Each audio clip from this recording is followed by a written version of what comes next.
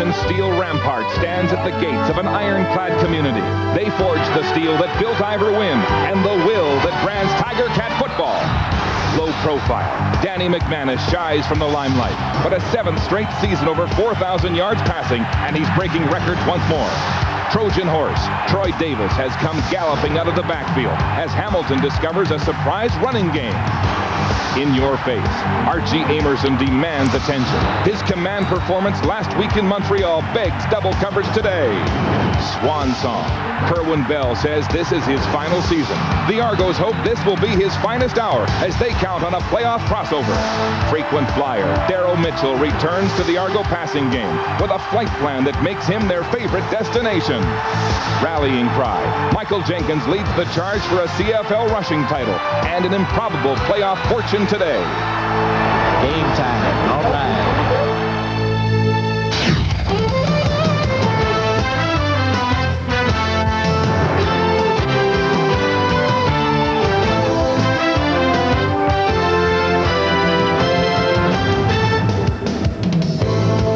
CFL on CBC today from Ivor Wynne Stadium in Hamilton. The Toronto Argonauts play the Hamilton Tiger Cats with playoff implications in the air.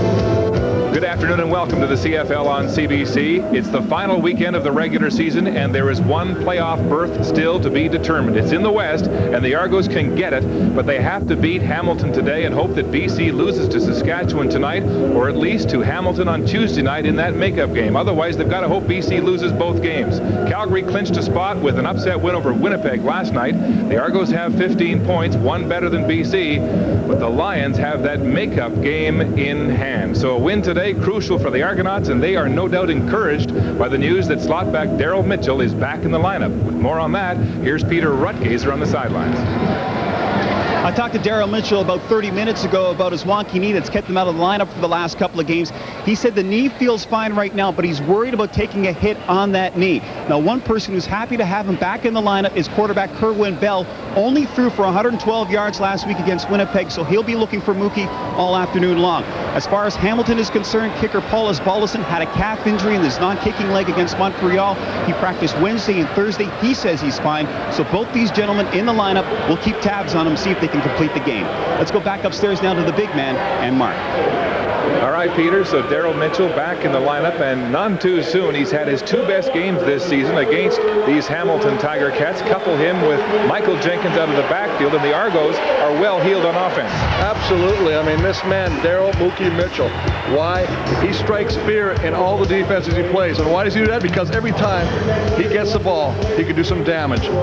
Leads them in receiving, does big things for him. Very hard to cover one-on-one. Of course, his partner, Michael Jenkins. Here's a guy who jokingly said yesterday he wants to carry the ball 40 times. And has a chance, Mark, to be the first Argonaut running back in over 50 years to lead the CFL in rushing. Right now, he's just 7 yards behind Kelvin Anderson in Calgary. On defense, this man has wreaked havoc with quarterbacks in the month of October. Well, a little change for Steinhauer. He used to play the cornerback position, never had to talk much. Now he is the field general. Now he's the quarterback of that defense. Has to bark out the commands to the rest of his secondary teammates. And for the Cats, this man had a tremendous week last week in Montreal. The first time the Cats had 100 yards on the ground since August. You know, let's put this question to bed right now. They have a running game. This is the man that's going to do it for him. It's Troy Davis. Big game last week. Look for bigger things every time he touched that football. And in the trenches, Larry Fitzpatrick has filled a big hole left by the injury to Ben Huff. Hey, listen, if you're going to stop Jenkins in that running game of the Argos, you better have some big boys in the middle. And Larry Fitzpatrick is one of them with his partner in crime, Mike Philbrick. Those are your key players. How about your game notes, big man? Oh, man, look to the jam. And what do I mean by that? Jenkins, Alford, and Mitchell. And on defense, no big plays. Stop the penalties. That's one of the reasons they're in this position to go for the playoffs. And the Cats. Well, for the Cats, keep on running. You got to have a balanced attack, even if you do have the magic man, Danny McManus. And on defense, jam the receivers. You cannot let Mitchell and Alford run free all day. Lots of jam, but no peanut butter, but you are sticking with your predictions. Absolutely. All right, the 2 teams here today, the Argos and Tiger Cats, the 2 hottest teams down the stretch in the CFL, Peter. Weather today in the Steel City, 10 Celsius, winds out of the west, mainly cloudy. And coming up at the half, Heroes of the CFL, a feature on Argo running back Michael Jenkins. Don Whitman is around with his CFL scrapbook. So wherever you are in Canada, Lakefield, Ontario, or Medicine Hat, Alberta, enjoy today's game. Back up to the booth. All right, Peter, it's a gray day here in Hamilton as Mike Pinball Clemens battens down the hatch and gets ready for battle. He has got this team on a tremendous roll, 5-3 since Labor Day when they came in here at 2-6, and it looked like their football season was dead. Ronnie Lancaster saying today he will start all of his starters, intent on playing the spoiler to try to knock the Argonauts out of playoff contention this afternoon. There is no love lost between these two teams in this heated Southern Ontario rivalry. Paulus Baldiston, he'll be here. He'll be kicking. The cap is good. Noel Prefontaine trying to tee it up, and will have a strong wind out of the west gusting behind him. The Argos winning the toss, Chris, and deferring. And so the Tiger Cats will take the ball as Troy Davis limbers up at his own 8-yard line. He's got Jeff Johnson on his flank. And the kick will go to Davis at his own 7. Troy Davis with lots of space to get up some speed and hit hard. Oh my goodness, Kevin Even put the clothesline on Troy Davis as they open with a big lick. And that's how you want to start. We talked about the atmosphere. It's electric. It is playoff. It is just the way you got to have it right now. So you see Danny McManus entering the field. Toronto knows it's do or die. There's the backfield, the two-back system they've had going infrequently this year, Chris. And of course, Grant Morielli, Flutie and Grigg at the wide receiver for this crew. And a big offensive line. Happy to have Carl Coulter back at center. The captain back at center, hitch pass to Darren Flutie looking for a block, but there's Rio Wells and a host of Argos all over him to limit the game to 1, maybe 2, and sparks are flying early. Well, there's no love lost between these two guys, and obviously when they get up there, Rio Wells just comes up there, makes the play. Good defensive front, Blue, Rogers, Kinney, always dangerous. Alfred Payton at the defensive end, Michael O'Shea, Calvin the Terminator Tegel, and Chris Neal at the linebacker. And a much-improved secondary, Steinhauer, Wells, and Simmons. Shaw and Smith at the cornerback positions. The top ball hawk defense against the stingiest intercepting offense in the league right now. Hamilton's with only 9. Here's McManus throwing. He lost the ball. But it'll be ruled as an incomplete pass as the pocket collapsed around Danny Mack. Well, nice job of getting pressure on him, and that's one of the things you want to do.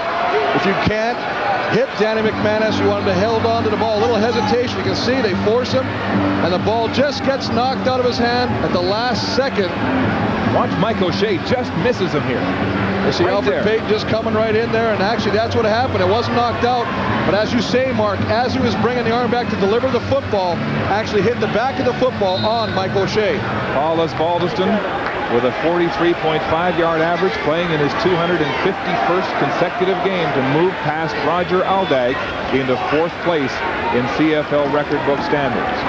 Ozzie gets a low punt into the wind. Chuck Levy grabs it on the run at center field. And so into the wind, Osbaldiston's punt is pushed down. It's a 26-yarder and an 8-yard return. There's the look of the consecutive game streakers. Ozzie moving ahead of Roger Aldag, and just behind by 1, Leo Groenwagen. And look at that, he'll creep right up on the rest. I'll tell you what, if you look at that seriously, and I mean, you know what I feel about kickers. I know. They play about 10 plays a game, so if I break that down, they've probably played 62 football games. Kerwin Bell has struggled the last couple of weeks. He's had trouble publicly admonishing his receivers. He'll go on the ground to Michael Jenkins on the first call from scrimmage. And Jenkins plows through Joe Montford for a decent first down game. Well, they definitely want to give Jenkins the rushing title. I mean, Kerwin Bell, Darren Joseph, the fullback, Michael Jenkins, the running back. The receiving crew obviously excited to have Mitchell back. Alfred Williams, Andre Kerwin, the wide receiver spot. And a big offensive line. Earl Scott and Ansiata St. John, Morgan, and Juan Roque at the right tackle. Michael Jenkins hoping to win the rushing title this year, to break the 4-year stranglehold that Mike Pringle had. Back to pass. Bell flaring it out, but it's nowhere near Ted Alford as it falls to the turf, incomplete. And it will be a punting situation for the Argos. Well, good pressure by the front four of the Hamilton Tiger Cats just to force him to throw it off. Doesn't get everything he wants on this football. You see right there, we talked about Fitzpatrick, 98. Gets up there, gets his hand in the way. Nice job of knocking that ball down. As you say, if it wasn't, the ball could have been completed to Alford, and they may be moving the chains. Chris, the Argos will attempt a field goal with this strong tailwind as Giancola comes out onto the field, and they'll place the ball at the 48. Kemp to hold. Giancola has been hot and cold. Big tailwind. Ball down, kicked. And it hits the uprights. No good. Inches away from 3 points. And Giancola cannot take advantage of the tailwind on the first offensive series for the Argos.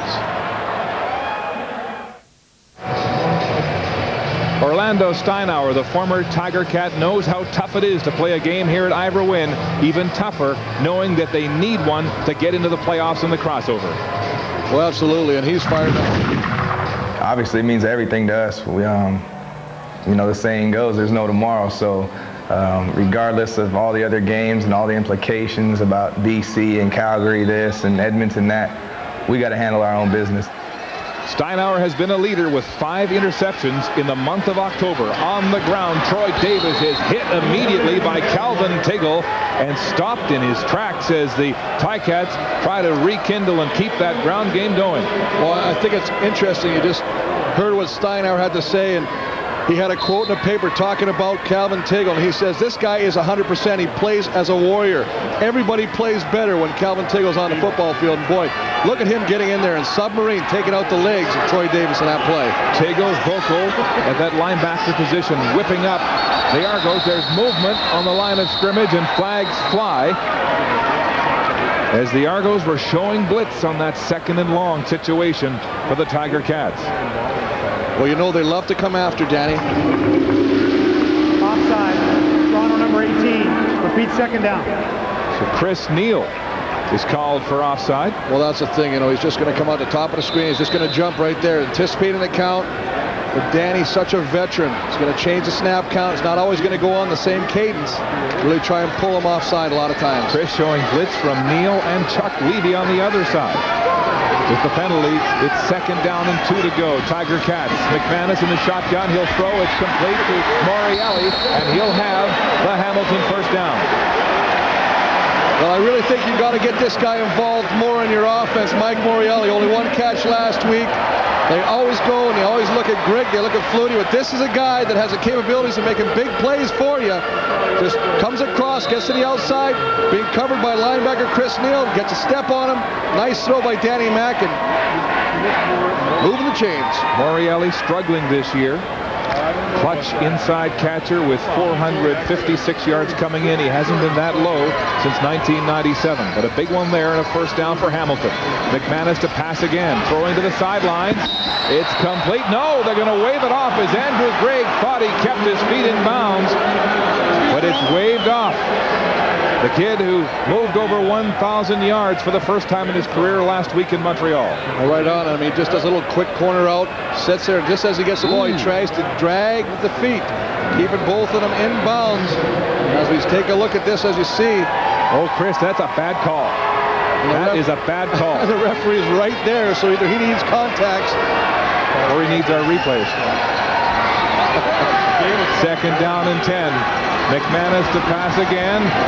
Intended for Grant. It's behind him, and Wayne Shaw got one hand on it. Incomplete. Well, I tell you, one of the things that's happening so far, Mark, that's unfolding, is Danny McManus is trying to, you know, use some of the other receivers in his offense that he hasn't used. Corey Grant had no catches last week. Mike Morielli had the catch previous, only 1 last week. This is what you got to do. You want to have a balanced attack. Yes, you want to run the football, but you want to utilize all your weapons at the receiver position. Tyrone Brown, the lone Argo, to return this offering from Paulus Balderson as he stands at his 25-yard line. Again, a tough-looking punt from Ozzie. It's short. Chuck Levy has it. Flags are down, and it looks like it'll be no yards against Chris Schelling of the Tiger Cats. So Paulus Balderson playing with an injured calf on his non-kicking leg, struggling in the early going in Hamilton. Welcome back to Ivor Wynne Stadium in Hamilton. Scoreless. The Argos and Ticats here early in the first quarter, but the Argos have decent field position. They'll start this series just across the Hamilton 50 after the Osbaldiston punt traveled 26 yards, and they tacked down no yards against Chris Schelling. Well, 2 offensive possessions, both starting inside Hamilton territory. Bell coming up behind the center. He'll hand off to Michael Jenkins up the gut. Look at him move the pile. And with that rush, Michael Jenkins moves into the CFL rushing lead ahead of Kelvin Anderson of the Calgary Stampeders.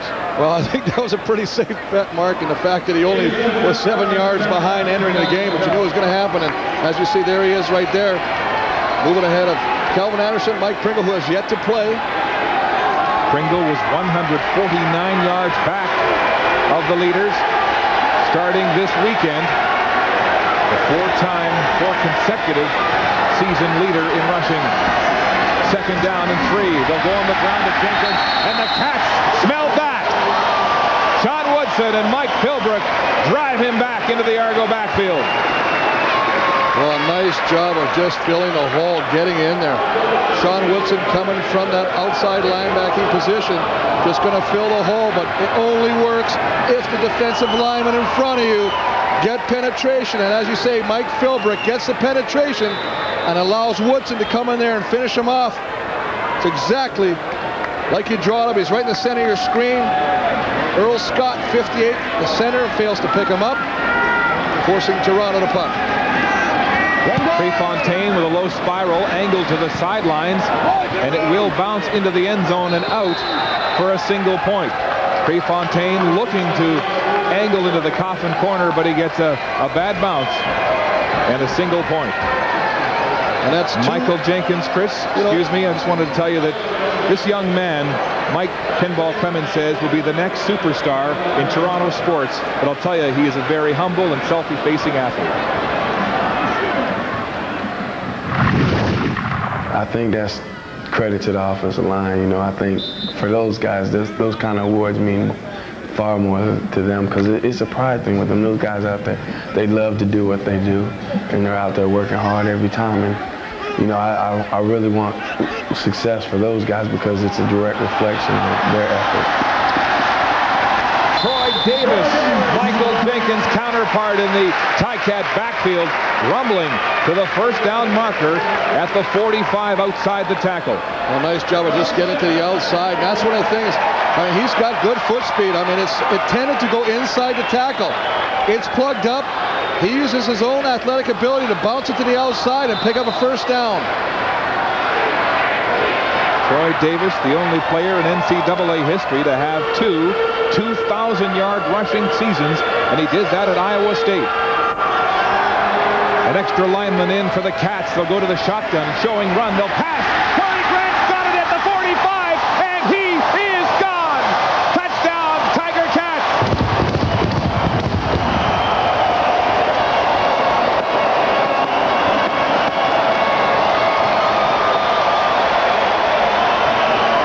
Danny Mack with his 19th touchdown pass of the season, the 3rd to Corey Grant.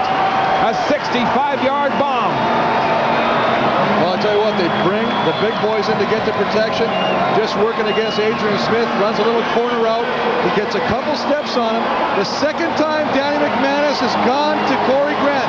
The 1st time, no success. This time, big-time success as he takes it all the way for a touchdown and a early 7-1 lead. With the point after from Osbaldiston, the Ticats have talked about stretching the defense, of having a vertical threat. They've looked to this young man out of Wilfrid Laurier to do that. Well, it all starts with the protection. I know I talk about that a lot of times, but unless you give the quarterback time to get comfortable, he does a great job. And then Corey Grant does what he does best. He's got great speed. The fastest guy on the Ticat team, he uses his speed, cuts inside, gets a step on Adrian Smith. The ball is on the money. And the nice thing about it is on the money as he's running. Doesn't have to change, stop stride. Look at the protection. Ball right there, takes it on the fly. And after that, it's history. No one's going to touch it until he gets to the end zone. Impressive, interesting deception by the Tiger Cats, bringing in the Elephant team, showing run. They had Troy Davis come across, looked like it might be a handoff, and they fooled everybody. Well, that's what they're doing. They're going to bring in the two big guys you call the Elephant team, which are just two tight ends. That's two purposes. One, they can run the ball, as you say, with Troy Davis.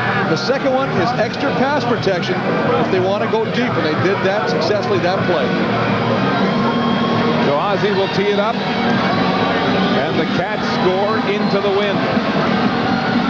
7-1 lead with 7:08 to go in the first quarter.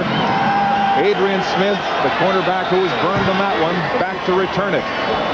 It drops in front of Tyrone Brown. He has it at the 25, straight up the middle, and hammered. Dwayne Butler with a tremendous special team tackle for the Tiger Cats, a 51-yard kick and a 16-yard return for the former XFLer out of Birmingham. Well, that's what it's all about. You talk about offense, you talk about defense, but 25 comes in and lays a shoulder right underneath the chin of Adrian Smith, taking him and stopping him in his tracks. Butler, who has had 2 seasons in the NFL in 97 and 98 with the Minnesota Vikings, making his presence felt there as Kerwin Bell comes back to work at quarterback for the Argonauts. It'll be first down at their own 40.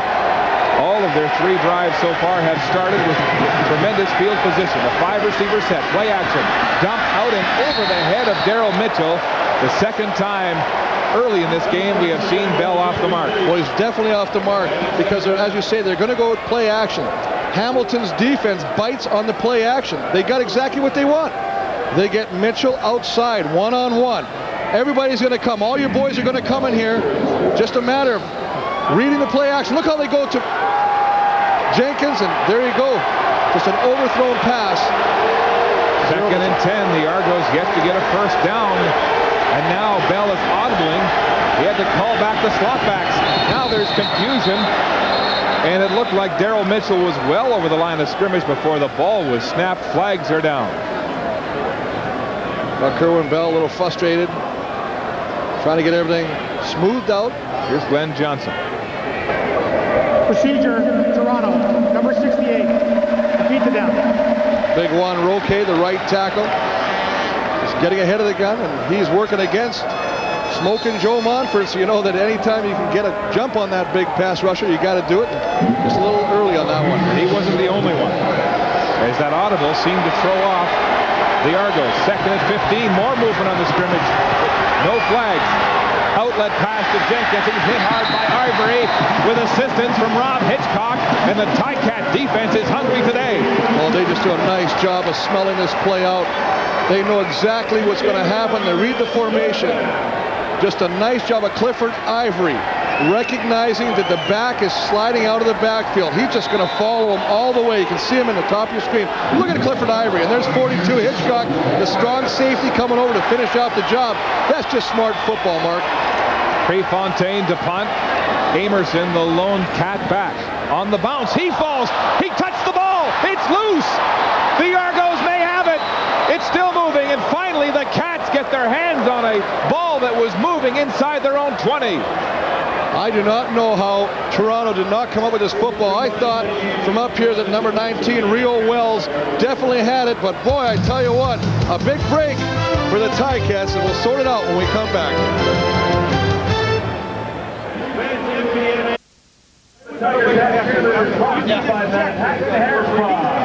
And I got the back. I take the back.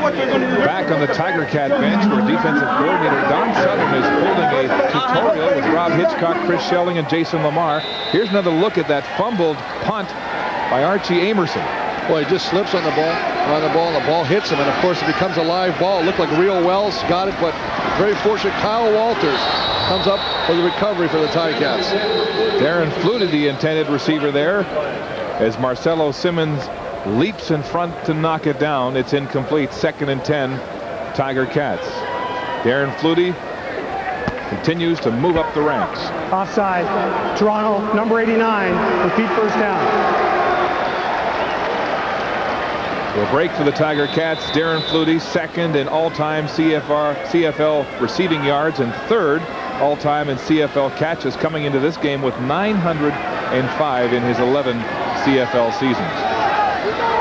Sports Illustrated trying to get an interview with Darren. Go along with the story in San Diego and his brother Doug as Troy Davis scrambles around the right side on that 1st and 5 situation, and it looks like he'll have a Hamilton first down. Well, you know, it's funny. You talk about Sports Illustrated. I mean, there's a guy that's definitely a lot of people want to read about. You know, I remember Sports Illustrated phoned me once, and I thought it was about that. And they just wanted to know if I wanted to renew my subscription. Of course, Doug will tell anybody, and continues to down in the NFL, that Darren is a tremendous possession player. You see Troy Davis's number last week against Montreal, had the big game. Obviously, 1 run, 75 yards, but definitely becoming the go-to guy in the backfield for the Ticats. McManus to Corey Grant. It's low and incomplete on the first down try.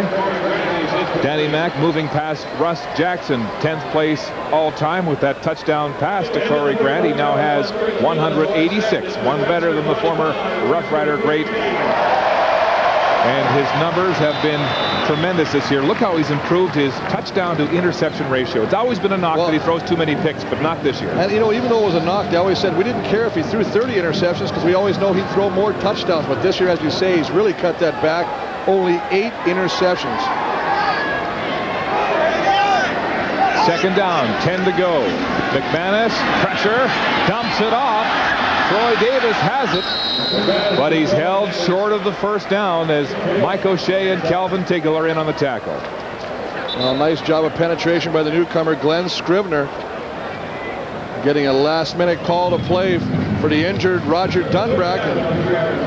Yes, they found him duck hunting somewhere in North Dakota. It's a good thing he had a cell phone on him. I tell you what, absolutely. But I mean, here's a guy that can come in. He's got the bandana on his forehead, you know, and when he figured it was all over last year, he retired, he put all this stuff away, packed his bandana. He said, I can't play until I finally had to go dig it up, look for it through all the trunks, chest of his old stuff, his old war stuff, to bring it out so he could play today for the Argonauts. Let's go! The punt is away, another short one, and Adrian Smith backtracks and is caught from behind. Rob Hitchcock lassoes Smith. A 32-yard punt and no gain for the Argos. And a little preset trickery by Smith, trying to take it to the wide side of the field, hoping to draw the defenders in and then get the wall set on the opposite side. Rob Hitchcock would have none of it. He's going to take a step. He looks like he's going to go one way, trying to set it, and then go back the other way. Of course, 42 Rob Hitchcock right through the wall. You've got to block the guy at the point of attack for any return to be successful. Hitchcock with 50 tackles for the Tiger Cats this season. Back to pass, pressure, Bell, complete to Nigel Williams across center field. He puts his head down for 10 more, and a first down Toronto. Well, if you want to punish the defensive backs of Hamilton, and because they're always going to lay licks on you, you better put it in the big man's hands, and that's Nigel Williams. This is a guy that can get the job done. You see Chris Schelling coming around, laying a last-minute hit. Boy, close to a late hit on Kerwin Bell. Lucky not to get the flag on him. He's looking for the flag, appealing, but he won't get it. And how about Nigel Williams, left on the scrap heap earlier this year by Edmonton. His career rekindled here in Toronto. Bell handing off to Jenkins. There's nowhere to go. Tiger Cats are taking him out of the game. Oh, absolutely. He's trying to come out the middle. These are plays that, you know, he's had success against other defenses. But we've got to remember, when you're going against a Don Southern defensive coach team, they study so much film. Look at Monfort staying up there. He's playing it. Now, he swims the guy, but he stays there in case something goes to the outside of him. He's not going to commit and fire inside.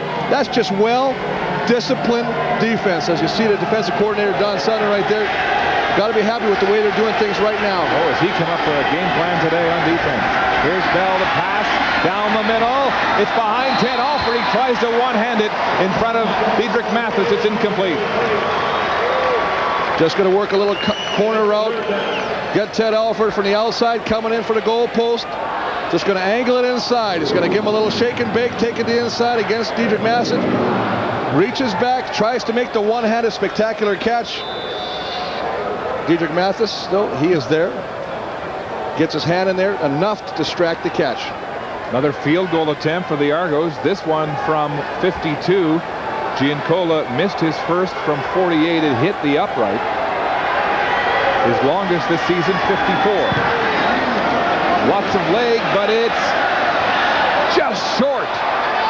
Grant will concede a single as Giancola opens with 2 missed field goals. The Argonauts desperate to win, Chris, as we mentioned off the top of this program, because they can cross over and take the 3rd and final playoff spot in the West. But look at this rule. Since it's been in effect from 1974, the West would have come to the East 12 times. Now, 74 is the year we use them because that's when both divisions played the same number of games. The East to the West, 0 times. So this rule was really brought in to appease the powerful Western Division teams, and now they're griping because the Argos might come back. Well, the Western Division, nobody wants to claim that first place, title. But Troy Davis outside the tackle, and it's Calvin Tiggle with a shoestring tackle. Nice job by the Terminator. Calvin Tiggle again coming in there. Getting stronger as the season goes on. I mean, one of the things about your middle linebacker, he is only as effective as the 2 guys in front of him. And that would be these 2 guys. And if they're not doing the job, you know what?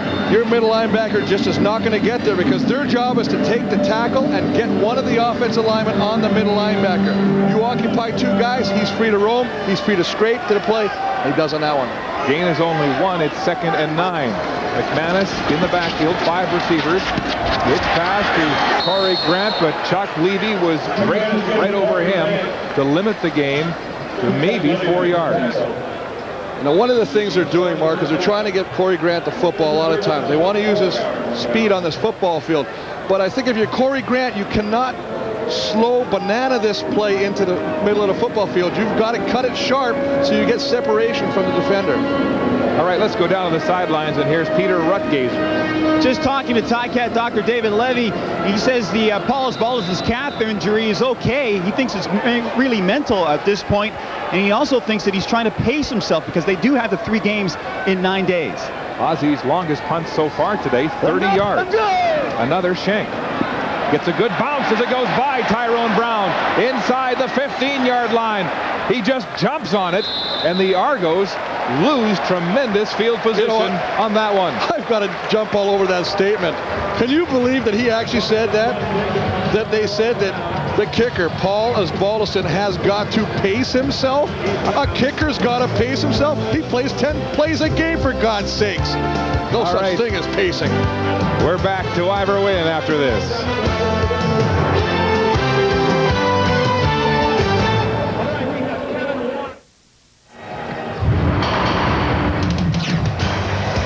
Felt rolling towards the far sideline, shoots an end run, almost intercepted but completed. To Kenny Swain, goal may or may not be over in that far corner. Those are the days, eh? 3 yards in a cloud of dust, grass stains hung to the field coming up. That was 58 when Bud Grant's Blue Bombers beat Jim Trimble's Tiger Cats 35-28. Just makes you proud to be a Bomber alumni. Jimmy Kemp in the game now, Chris, at quarterback, as Kerwin Bell has failed to move this Argo team. The first 15 minutes, Kemp back to pass. He'll throw across the middle, tip Mitchell. It's intercepted out of Mitchell's hands and into Sean Woodson, and the Tiger Cats have the ball inside the Argo 15.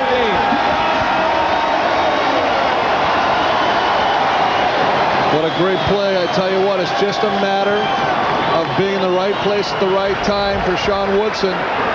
Kemp's going to run a little play action. He's just going to try and hit a quick slant. Stop and go. Mitchell has his hands up, can't squeeze the football. The ball goes up in the air, almost like a tip drill.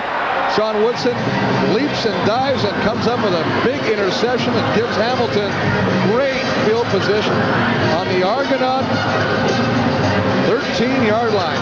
His first interception of the season, coming in the Cats' second last game of 2001. And what a backfire at quarterback as Kemp unfortunately gives up the pick on the deflection. Darryl Mitchell. And now Danny McManus with a chance to take advantage of the turnover. He'll throw. It's nearly intercepted. Chris Neal diving in front of Darren Flutie nearly had it for the Argos. Well, absolutely. Chris Neal reads the fact that Darren Flutie is going to try and run a little out pattern, stays with his back pocket, and that's a sign of a good guy. He just stays there and reads him. Flutie's just going to come down and just break it off to the outside. Now 18, Chris Neal sees it, anticipates the ball, and does a great job of closing and almost comes up with the interception.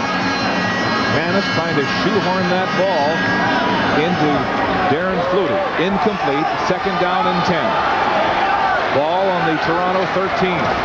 McManus again across the middle. Hits the upright. Flutie was open. It's incomplete. And what are the odds? Well, I'll tell you what. These are haunted goalposts. We saw Giancola attempt a field goal to hit the crossbar. And, of course, as you say on this play, Danny McManus sits back there, and he's got a wide open Darren Flutie only to hit the bottom of the crossbar. And so the ball goes to the turf, and it'll be a field goal situation from the 20 for Paul Osbaldiston. His first field goal attempt of the game is down, up, and good as Ozzy's leg looks good off the ground. And the Tiger Cats open a 10-2 lead here in the second quarter.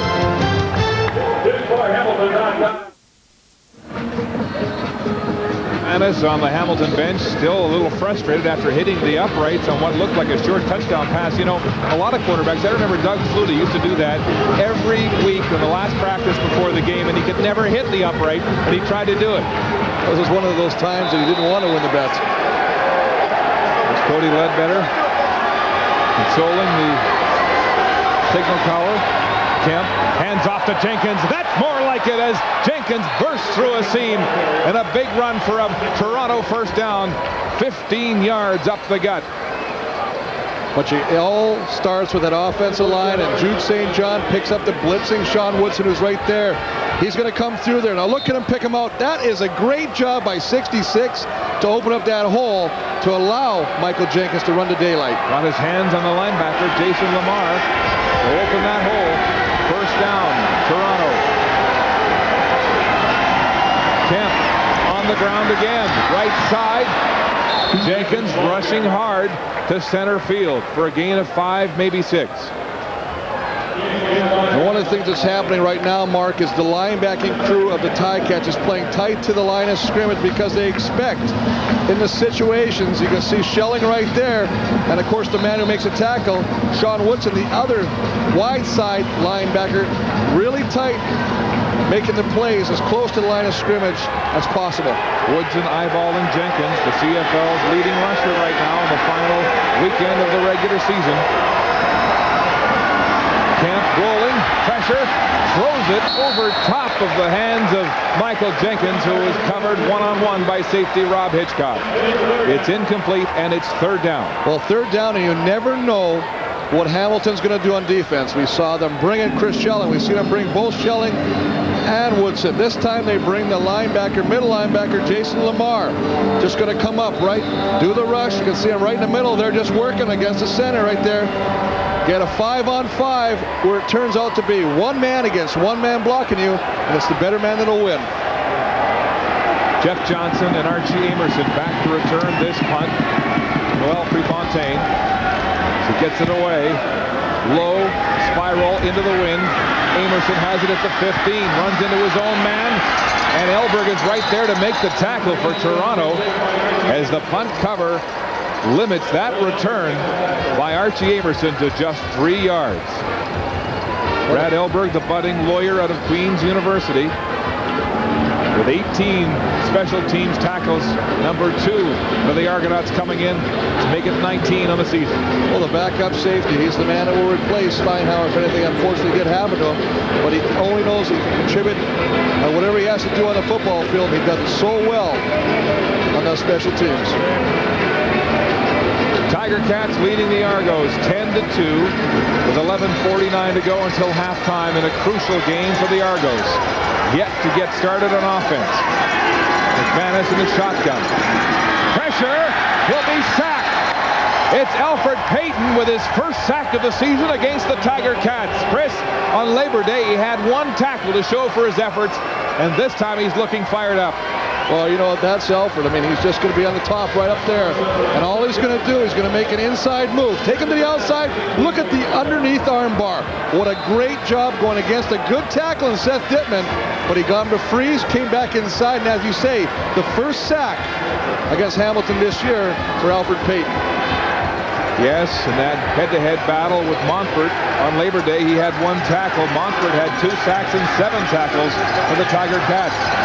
Second down, McManus to the sidelines for Andrew Grigg. He's got it this time and steps out of touch, just shy, it looks, of the first down marker. Well, just shy, but I tell you, I shudder every time I see Danny McManus throw this pass. Wide side throw. He puts it in the air. It hangs in the air for such a long time. I mean, look at all the way across this.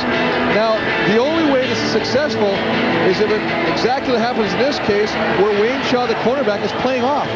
Because if he gets a good break on that ball, it's 2 guys fighting for one football. And a lot of times, that secondary guy, defensive secondary guy, is going to come up with it, and he's going to take it for a touchdown. It's a dangerous pass inside your own 20, and it means that Osbaldiston will have to punt. He's standing at his own 1. Adrian Smith, Chuck Levy back as Osbaldiston gets this one end over end to center field. Adrian Smith, straight arm, then finally pulled down, fumble. It looks like the Cats have it. Sean Woodson recovers for the Tiger Cats. And Adrian Smith looks like he's hurt. Well, he's either hurt or he's trying to hide. The biggest thing is Wayne Butler. Nice job of coming down the field, reaching from the backside, grabbing him, forcing the ball to be stripped, and Sean Woodson, who already has an interception, comes up with the fumble recovery. Wayne Butler savoring the fumble he forced. We've got 2 angles, Chris. Well, I'll tell you what, he's just going to do this, and he's just going to, you can see, just punch the football right out of there. The ball just gets right out. Sean Woodson has already got an interception, and that's what hustle happens. That's what happens when you hustle right there. Been a long afternoon for Adrian Smith. First down, Tiger Cats movement. Flags are down as Tiggle and O'Shea were in the backfield before McManus could set up. And I think Danny Mac was saying, thank God there's a flag and a whistle. Procedure, Hamilton, number 68, repeat first down. Well, Big Dave Hack is going to just jump. He's right over here. Little anticipation. Gets out of that snap count just a second too early and working against Alfred Payton. So with a 5-yard penalty against Dave Hack and the Tiger Cats, it is 1st and 15 Hamilton. Ball at their own 40. McManus to pass, looking deep down the sidelines for Grant. Coverage from Wayne Shaw. He's complaining there was interference right in front of the Ticat bench, but Jacques Lecary is waving him off. Wayne Shaw is steadily improving so much that he might be one of the better cornerbacks in the CFL right now. I mean, they go after this guy. He's not the tallest guy. He's only 5'9". Great speed, but even if you have speed, what he's really got is anticipation for the football. Look how he turns back to see the football in flight. He had a case there too, Chris. Absolutely. It would have been offensive pass interference, as you say, because Wayne Shaw has the right to fight for that football. Shaw with 5 interceptions to tie him to the team lead, with Orlando Steinauer studying under your old teammate Donald Smith at the cornerback position. Here's McManus throwing again. It's nearly intercepted. Adrian Smith says he had the ball as he went to the turf of the 50, but it's waved off, intended for Andrew Grigg, as Smith tries to redeem himself for the fumble. Well, I'm not sure, Mark, where that ball was. It was a little too high for Flutie, a little too short for Andrew Grigg. He just sits back there, and he knows where he wants to go, but we're not sure. It's over the head of Darren Flutie. Underthrown for Andrew Grigg. The closest to it was that man right there, Adrian Smith, who does trap the football. You see it just bounces off the turf. Good call by the official. So McManus heads to the bench. Osbaldiston to punt on 3rd and 15.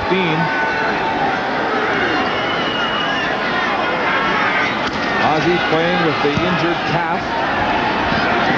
Troubled his punting. Here's Brown on the run. Gets a seam.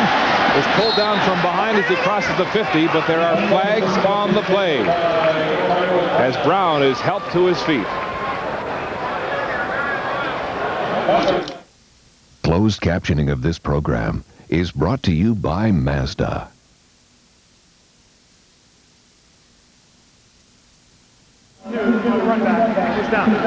Both these teams, the Argos and Tiger Cats, are really hitting their stride at the right time, coming in with 4-1 records, the hottest clubs in the CFL. Well, that's right. All season, who do we talk about?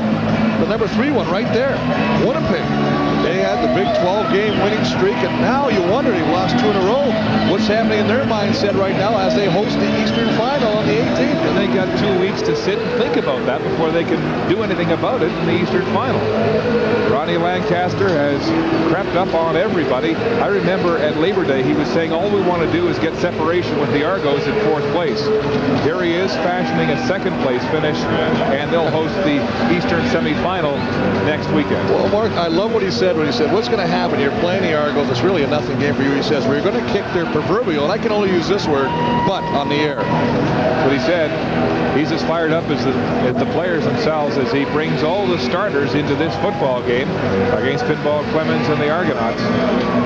And this is the first of 3 games in 9 days for the Tiger Cats, as they will have to fly on Monday to Vancouver, a 5-hour flight, play the makeup game against the Lions on Tuesday night, the game that was postponed a week after the September 11th disaster in the USA, then fly back and host the Eastern semifinal. The only good thing from a player's perspective is we hate practice. We don't like practicing, so I'd rather play the game, and there's another bonus there. We get that extra paycheck. Little motivation. And you know, Ron was saying, you know, back in 1963, I played 5 playoff games in 14 days, so this is nothing. Jimmy Kemp still at the helm after relieving Kerwin Bell at quarterback for the Argos. Play action, time to pass. He'll roll now. Here's Montfort in pursuit. He gets a hand on him, and he gets a sack.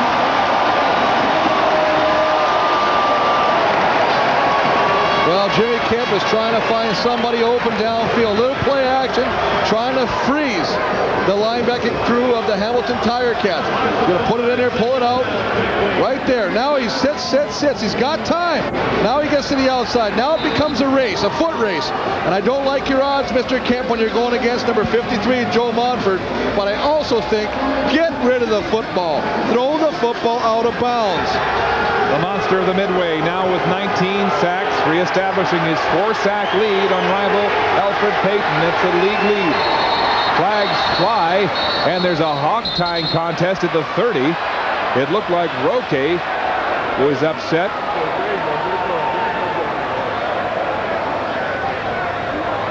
Gonzalo Floyd, the other member in that skirmish. Procedure, Toronto, number 68, repeat 2nd down. Roque is called for procedure. The 2nd time in this football game. Big Joe Montfort fired up again, having another tremendous season. 2 sacks in each of the 2 games against the Cats coming into this one, or rather the Argos, and Alfred Payton 1 for 1 in the battle with Montfort here this afternoon. 2nd down, 20 to go. Kemp with time, he'll throw. It's knocked down. Nigel Williams was the intended receiver, but there's Sean Woodson standing over top of him. He batted it down. You know what? Zone coverage. You know, Nigel Williams sits in the zone, but you can't telegraph this pass. Now Jimmy Kemp sits back here, and he's looking for him all the way. He's following him all the way. Now when he throws this football, Sean Woodson sees this, and that just makes it a lot easier and a lot tougher to complete those passes. You know, look him off. Do something different, but you can't sit there. Here's trouble. Prefontaine can't get it away. He throws it up for grabs, and it's nearly intercepted. It's incomplete. They may have blown the whistle, Chris. Nevertheless, it's a turnover on downs. Another disastrous play for the Argos, and great field position for the Cats when we come back. Noel Prefontaine forced to pull the ball down when the CFL record holder in block kicks, Gerald Vaughan, came up the middle. Well, this is the guy we got to watch right there. That's Gerald Vaughan. But these guys have got to come back in here and pick him up as he does the rush. The center snaps the football. Nobody picks him up. He's got a free run to the quarterback. That's why those upbacks are there, Mark. Marcel Dupuis did not touch anybody, and Vaughan was free to charge in, and the Cats have a scoring opportunity here. First down at the 25. Davis hurdling one tackler. That was Tiggle. He got by, crossing the 20, deep into the red zone of the Argos. Well, the Argonauts are quickly digging themselves a hole, Mark. I mean, this is something you can't do. We realize this is a do-or-die situation. You see Prefontaine not happy at all. And here's his reaction after the whole situation. He tries to get it off, decides he can't kick it, goes down, attempts to try and throw the football, but Chris, remember, he dropped the opening snap on Labor Day for a 12-yard loss against these Tiger Cats. Second down and 3. McManus to throw. It's complete to Trevor Shaw in the game for Mike Morielli at slotback, and a first down Tiger Cats. Well, Trevor Shaw was his second catch of the football season. Coach Lancaster says, we want to get this guy more involved in our offense. He's a big guy. He's 6'3" tall. He's a good target for Danny McManus. Right, Chris, coming in with one catch for 10 yards. Comes in off the bench cold and makes a clutch catch as the Tiger Cats now are first and goal on the Toronto 6-yard line. Argos with 3 turnovers so far in the first half. Motion now, Amerson. They'll hand off to Troy Davis, up the gut, pushing. Not much room as he shoved back Chris Neal in there, and tempers flaring. The Argos try to prevent this one from getting in the end zone, holding the Cats in a similar situation to a field goal earlier in the quarter. Well, just as you say, penetration's the key right there. And you can see Mike O'Shea. I mean, that linebacker, he gets up there. He loves to play that line. He loves to play the run. Gets up there and does a nice job of fighting off the block. And I say Chris Neal's in there as well, number 18. Forcing him into a second and goal situation. Heavy team in for the Tiger Cats. Second and goal. McManus to pass. It's nearly intercepted, but flags are down as the ball sails in and out of Adrian Smith's hands. It looked like Corey Grant was the intended receiver, but he broke off his route early. And as you say, as he broke off the route and came back into the middle of the football field, he fell. Illegal contact on a receiver, Toronto number 12. That's the first down. Oh my. So Adrian Smith is called for illegal contact on Grant. Well, Grant just going to work inside. You can see, just gets his hands on him, pushes him to the ground. Deemed a little excessive right there. And so instead of it being a third down situation, it's first and goal. Tiger Cats hand off to Troy Davis, puts his head down and runs right into Chris Neal. There are flags on the play. What contact, Chris? Well, nice job. The never say die defense of the Argos. I mean, they realize the situation as we see the surge by the offensive line, but the filling. Look at Chris Neal meeting him right there, putting his head down, getting as low as the running back to stop him short. Offside, Toronto, number 98. Oh my. The Argos continue to shoot themselves in the foot as Kelvin Kinney is called. And what is something we said, one of the keys, you cannot take these penalties. We've just seen an example of why they hurt you. Argos ranked fourth in the CFL penalties, 159 coming into this game, and they just keep giving Hamilton chance after chance. First and goal. Davis up the gut, more traffic. There's a pileup, and he did not get across the goal line as this Argo defense rises up again. Well, this is a nice job. I mean, but how many times can you keep doing this? I mean, they're filling the holes. They're stopping the run game. Troy Davis again stopped at the contact. Look at it. Look at the ball pops out there. Now that's a fumble. That ball is free right there.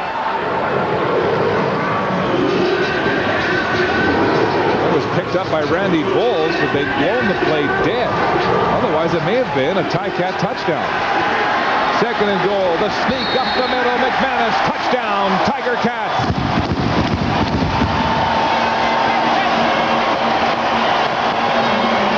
Mark, you know that was bound to happen. You cannot take pass interferences in your end zone. You cannot jump offside and goal line stands.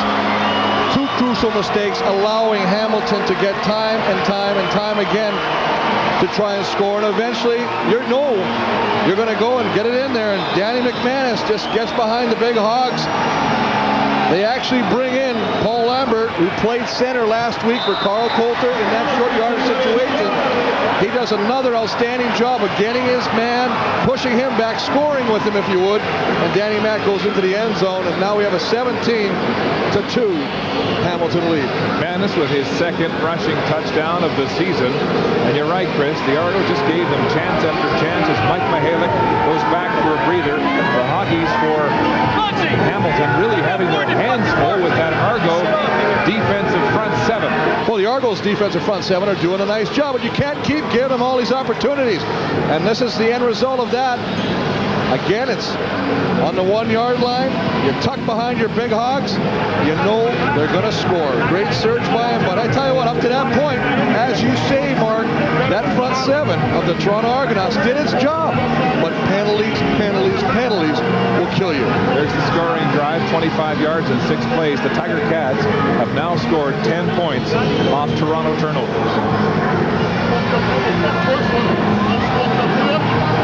Take a look at how they put this drive together, Chris. It all began with this blocked punt. Poor blocking, and then Prefontaine had nowhere to go. Shaw in off the bench, the second catch of the season, and then finally, after some penalties, gave the Cats chance after chance. Danny McManus with his second plunging touchdown on the ground of the season. Osbaldiston to kick off with the win, with a good one. Deep to Tyrone Brown, forced back to his own 8-yard line. Looks to go up the middle between the hash marks, running freely. Finally hits some traffic as he crosses the 34-yard line. A 65-yard kickoff and a 19-yard return. And it looks like Kerwin Bell, yes, is coming back into the game. So the starter, who was pulled after being ineffective and relieved by Jimmy Kemp, comes back in after having a chance to watch from the sideline. Hey, it's do or die. You know what, if these two guys, I mean, it doesn't matter. You pull anybody in. As you see, 2 for 5. Saw Kemp come in, his first pass intercepted. It was a deflection. It was on the money to Mitchell. He just couldn't make the catch. But as we say, Mitchell really non-factor so far in this football game. Let's see what Bell has up his sleeve after having a chance to settle down and watch from the sidelines. He'll go to a 5-receiver set, shotgun formation. Pressure. He dumps it off to Mike Jenkins. Jenkins hit by Gonzalo Floyd at the line of scrimmage and just gets across for a short or no gain at all. Nice job of pressure of getting in the quarterback's face. Just going to keep working. Roquet at the top of your screen, pushing Joe Montfort all around. Gonzalo Floyd with the bull rush on Morgan, but now he puts it in Jenkins' hands, and Gonzalo, who's playing some outstanding football, and then backside end for the Ticats, comes over and finishes the play off himself. Chris, the loss on the play, 1 yard, is 2nd and 11. Tough second down situation for Bell. There's the blitz. He gets it away. It's incomplete, intended for Ted Alford, and again, way out in front of him. Well, that's just a situation of a poor throw. It's where it has to be, but you got to bring it back and get on the same page with the receivers. I was just pushing on what's-his-face. Cats Grey Cup weekend, November 24th and 25th, concluding with CBC's exclusive coverage of the Grey Cup game as we proudly celebrate the 50th season of the Grey Cup on CBC. Punting situation. Prefontaine gets this one away. A nice high punt to Archie Amerson at the 38. Amerson gets a tremendous block from Schelling, but flags are down as Amerson gets outside. Prefontaine makes the tackle, but it's coming back. Well, I tell you what, nice job of Prefontaine getting in there for the tackle. He's a guy that loves to get involved in the action, but Chris Schelling, a little overzealous, is going to get called for a clip at the point of attack. Illegal block. Hamilton, number 30, on the run back, first down. So that kills a 22-yard return.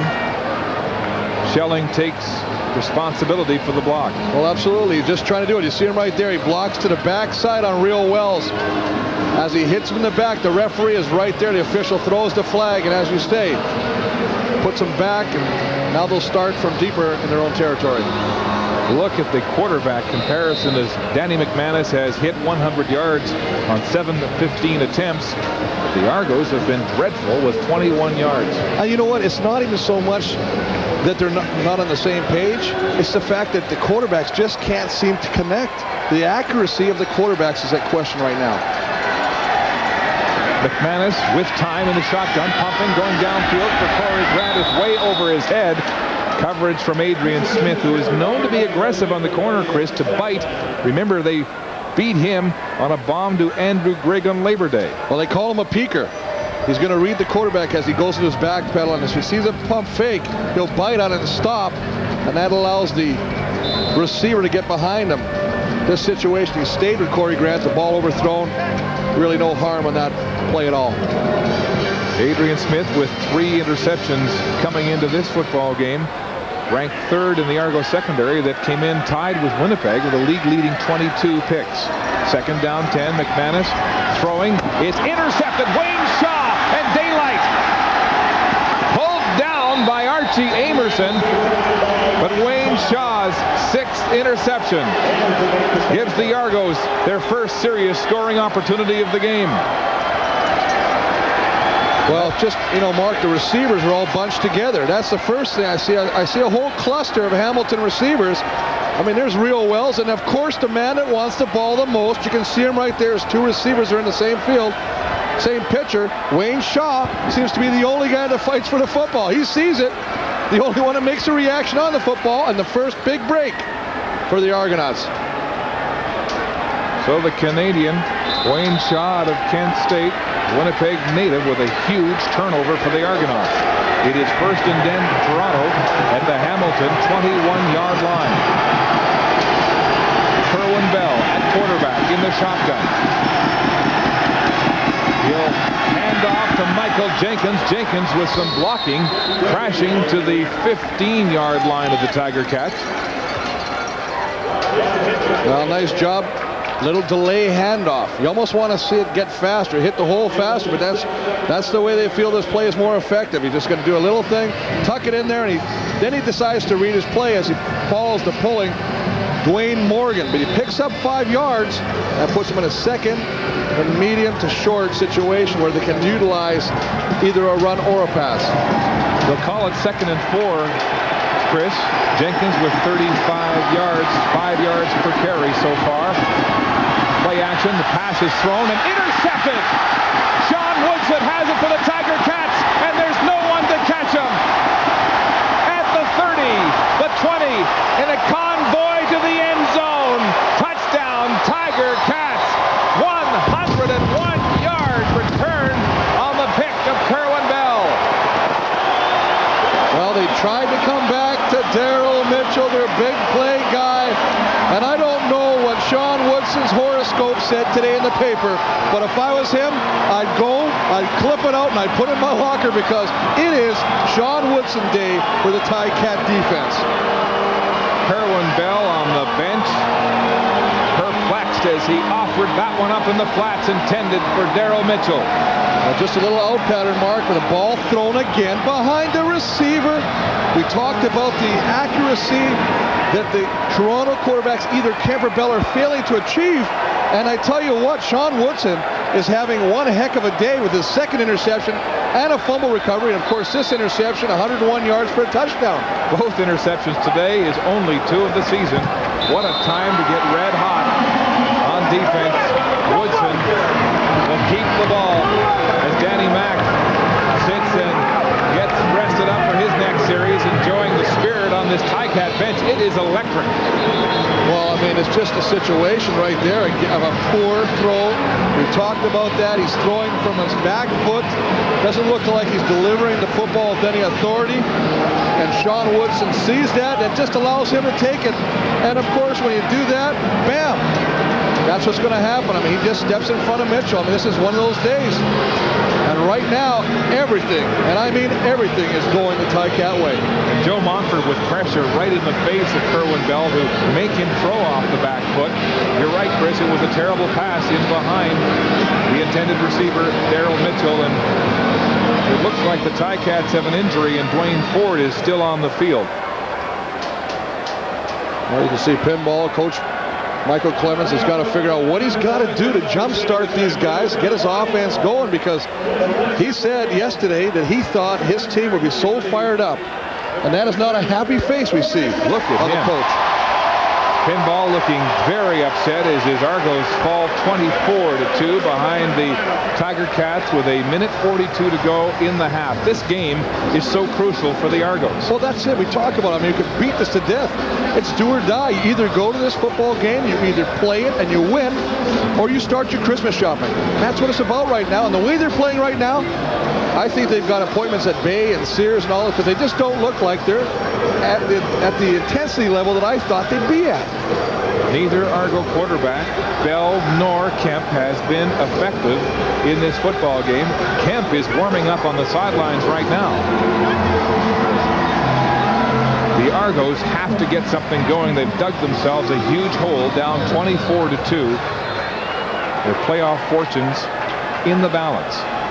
They really can't afford to lose this and hope that BC loses both of its remaining 2 games to get into the Western playoff spot. Here's Tyrone Brown on the return. Breaks 1 tackle and is hit hard. Jeff Johnson, the point man on special teams for the Tiger Cats. A 57-yard kick and a 21-yard return. And the Argos are lifeless right now. Hey, you know what, Mark? I want to see them get Mitchell involved like every other Argo fan. To see Bell on the... He's totally Kerwin Bell is really upset as he threw his helmet down and went back to the bench, and it looks like Mike Pinball Clemens gesturing and pointing towards the dressing room. And tempers flaring between the head coach and the starting quarterback, Kerwin Bell. This is not good for the Toronto Argonauts as Jimmy Kemp goes to work on offense. You know what, Mark? You're absolutely right. Coach Clemens is out there worrying about taking care of this football club. He can't be concerned with squabbles. So it's Kemp back in at quarterback, handing off to Michael Jenkins. Jenkins taking this offense by the hand, and it looks like he might have a first down as Alfred Payton sits beside the disgruntled quarterback, and he is known, Kerwin Bell is, to show his feelings in public. He has been known to berate receivers who've dropped passes, Chris, but this is one thing, going toe-to-toe with the head coach. Mark, it's about a team game. There's no I in team. And whatever it takes to get this team to jumpstart, to get them in a chance to win this football game, to make the playoffs, that's what it's about. It's not about individual. Yeah, your pride is hurt. You're sitting for a few series, but take it like a man. It is a first down on the Jenkins rumble up the middle for the Argos. They'll go back to the sophomore, but this time the Cats are waiting, and he's hit right at the line of scrimmage. Big Larry Fitzpatrick, the man filling in for Ben Huff at tackle. Well, the big boys in the front, look at those 2 guys. Darth Vader, 77, Mike Philbrick, and his partner in his 4th game, Larry Fitzpatrick, just going to get some great pressure up the middle. And if you want to stuff the running game, you got to get that penetration. You see Joe Montford, you see Jason Lamar. I mean, they're all in there. This is a fired-up Ticat defense. We watched them last week against Montreal. Look at the eyes. It's a loss of a foot. 2nd and 10. Kemp looking. He's got time. He can't get the pass away. I think it's intercepted. Well, never mind that. It's Sean Woodson again. Sean Woodson with the hat trick. His 3rd interception, and that one at point-blank range. And here's the thing. He just signed a new contract yesterday that if he got 3 interceptions, he'd get $1 million bonus. Well, baby, back up the Brinks truck. Look at this, Chris. Right in front. It's tipped, and he picks it up. Poor Jimmy Kemp. That's 2 picks off deflections. And you know what? You cannot fault Jimmy Kemp on this play. You got to give him some protection. Why? Because for them to be successful, Jimmy Kemp has got to go deep on this play. He's got to start stretching this Hamilton defense, and he's got to get guys like Mitchell and Alfred involved vertically in this offense. Another turnover. The Tiger Cats, first down at the 39 of Toronto. It's complete to Corey Grant. Breaks the tackle. Heads for the first down marker and drilled out of bounds by Orlando Steinauer. Another first down for the Tiger Cats as they move the chains. 49 seconds to go in the half, and a chance to score again on an Argo turnover. Well, it's just a situation, as you say, what the turnovers do. They just give the opposition's offense more time on the football field, more time to have fun. And Danny Max is just, he's just playing with him right now. He's throwing the ball left, he's throwing it right, he's getting Corey Grant back involved in the offense. He's happy because he's getting to touch the rock a few times. First down, McManus across the middle, complete to Trevor Shaw, and another first down as he gallops across the 10. All the things that Hamilton are doing with these little inside middle routes, this is vintage Toronto. This is what Toronto wants to be doing with Mitchell, but yet Hamilton almost stealing a page from him, getting Trevor Shaw with his second catch of the day, a little across. Look how wide open he is. A 19-yard gain on his second catch of the game. Pinball Clemens, what might he have to say if he'll talk to us at the half? Here's Troy Davis, head down, touchdown, Tiger Cats.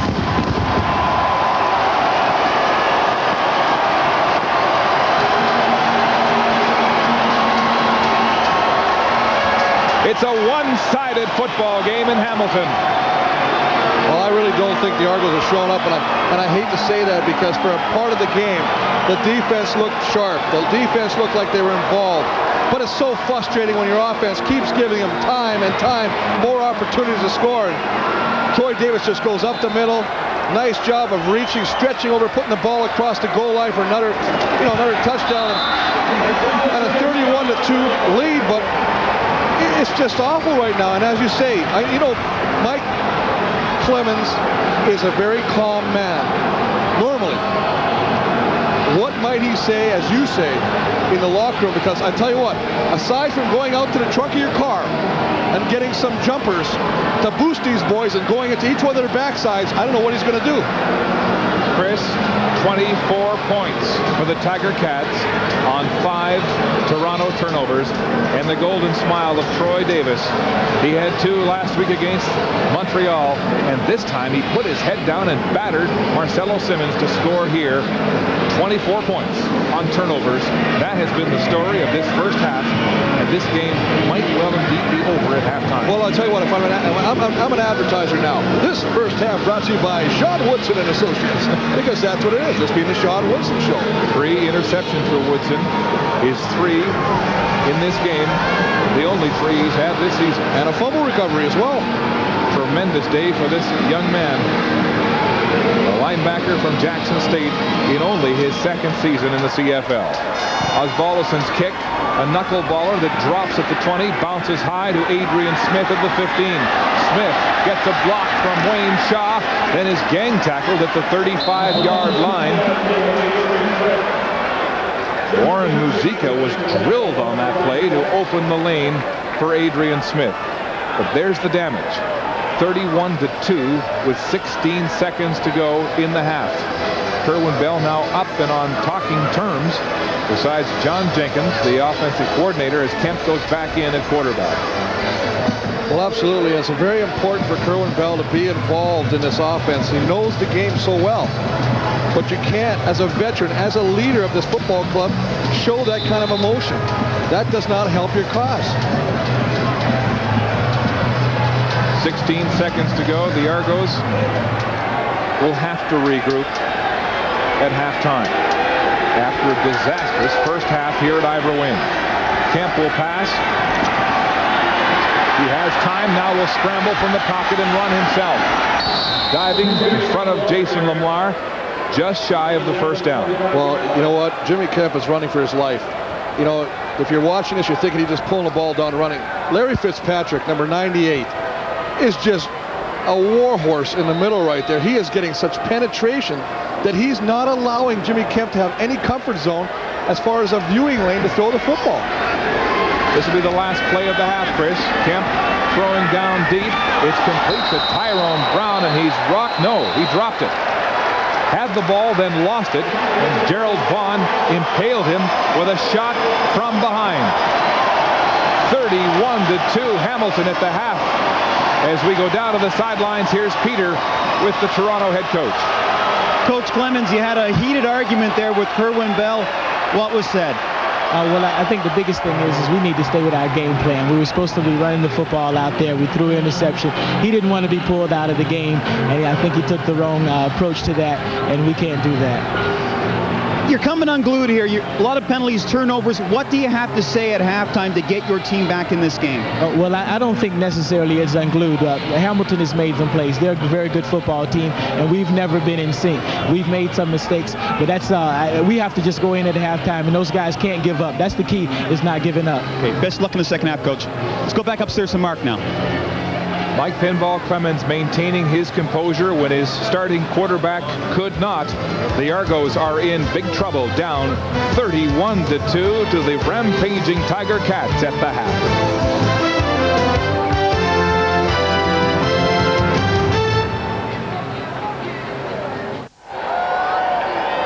Back in Hamilton, the hometown Tiger Cats with a huge 31-2 lead over the Argos at halftime. Well, Argo running back Michael Jenkins might well be the best kept secret in Toronto. He is currently the CFL's rushing leader, but in a city that focuses on the Leafs and the Raptors, his record-breaking season is being played out in relative anonymity.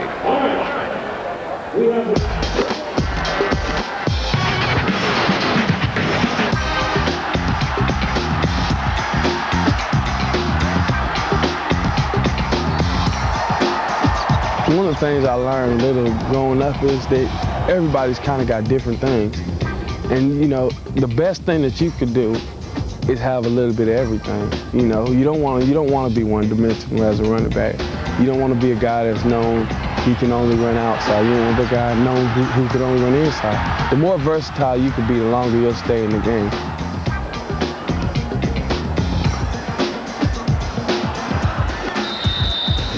A lot of people don't like short backs, but I really think in the terms of being lower to the ground, you can make a lot of cuts. If you ever watch Barry Sanders, I mean, I feel he was the master at doing that. You know, he can have his shoulders straight at the sideline, all of a sudden turn up a 90-degree angle and never miss a beat. But what makes him get the extra yards time in and time out is desire. He has great desire, great passion, a great fervor for the game.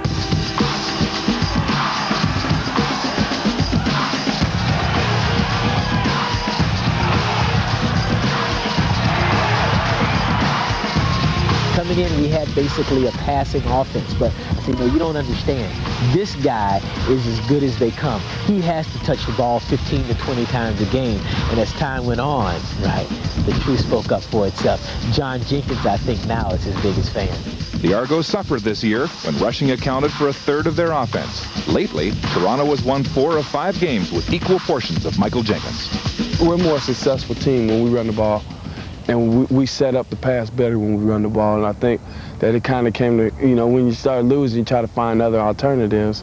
And I think we found out when we mix it up even, we're at our best. In just his second year, Jenkins has broken Gil Fenerty's single-season Argo rushing record. He is the team's biggest rising star. But in the city that celebrates its hockey and basketball heroes, Michael Jenkins goes virtually unnoticed on a trip to the mall with teammate Darren Joseph. This despite the fact he may well be the heir apparent to one of Toronto's most popular sports figures. I say Michael Jenkins is the next great player in this league. And Michael Jenkins will get records that I didn't touch because, unlike me, Michael Jenkins is a pure running back. When you talk about the great players like the Emmitt Smiths, the Mike Pringles, the guys that feel the game, and he turns 5 yards into 8 yards consistently. If pinball's right, Michael Jenkins may one day be discovered hiding in an Argo uniform in downtown Toronto. Heroes of the CFL, brought to you by Standard Life. Standard Life, profit from our knowledge. And on this play in the first half, Michael Jenkins moved ahead of Calgary's Kelvin Anderson for the CFL rushing lead, hoping to break Mike Pringle's 4-year stranglehold on that CFL title. It's 31-2 Hamilton at the half. Maloney is the quarterback. He's going to pass. CFL Scrapbook with Don Whitman. Brought to you by Dodge. Grab life by the horns. 8 times in CFL history, teams have combined to score 100 or more points. But on September 1st, 1990, the Toronto Argonauts and the BC Lions established a league record for scoring. Two of the premier quarterbacks in the CFL, Doug Flutie and Matt Dunnigan, were at the controls of their respective teams that September day. The game started rather innocently with no early indication that a scoring record would be established. After an early exchange of field goals, the first touchdown came as the result of an Ed Berry interception. A fumble recovery produced a second touchdown for Toronto. And then the quarterbacks took over. Flutie firing strikes for the Lions, and Ricky Foggy replacing Dunnigan, running and throwing for the Argos. The team scored 3 touchdowns in the final minute of the game as the Argos won 68-43, and the teams established a league record by scoring 111 points. Twice last year, teams came close, but 111 points is still the record. The Argos could use Ricky Foggy out there today. Chris, it's been an unmitigated disaster for the Argonauts in the first half, giving up 24 points on 5 turnovers. Well, that's the biggest thing right now. They're a team without an identity. I really expected the intensity level to be so much higher. I thought they'd be a lot crisper, and I thought the mistakes would be a lot fewer. But as you say, every time they get a chance to shoot themselves in the foot, they do it. Tiger Cats have been the opportunists in this first half, and they struck a chord early when Danny McManus went deep to Corey Grant. Well, absolutely. You know, he'd love to get this guy involved in the game. He hasn't been using him much lately, but Corey Grant does a nice job of taking it inside, beating Adrian Smith, and taking it for an early lead for Hamilton. 65 yards for the touchdown. Then the disasters. This one, the most glaring, as Sean Woodson picks off Kerwin Bell and returns it 101 yards for a touchdown.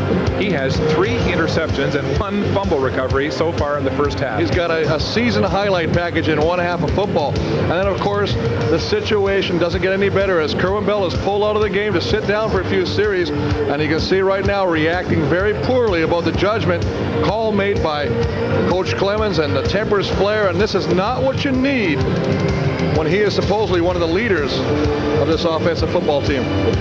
Well, when talking to Peter Rutgazer, the coach looked pretty composed. I wonder what he's saying in that Argo locker room right now. You know what? That's him. He's class. Clemens is class. He will never air his laundry in public. That stuff is for behind locker room doors. He's not happy. He's going to address it right now, and he's going to give everybody a sharp talking to, and you're going to look for these guys. If they don't come out of the gate at all early in the second half, boy, I tell you, it's going to be a long bus ride home. But would you say that Kerwin Bell has played his last down as an Argonaut?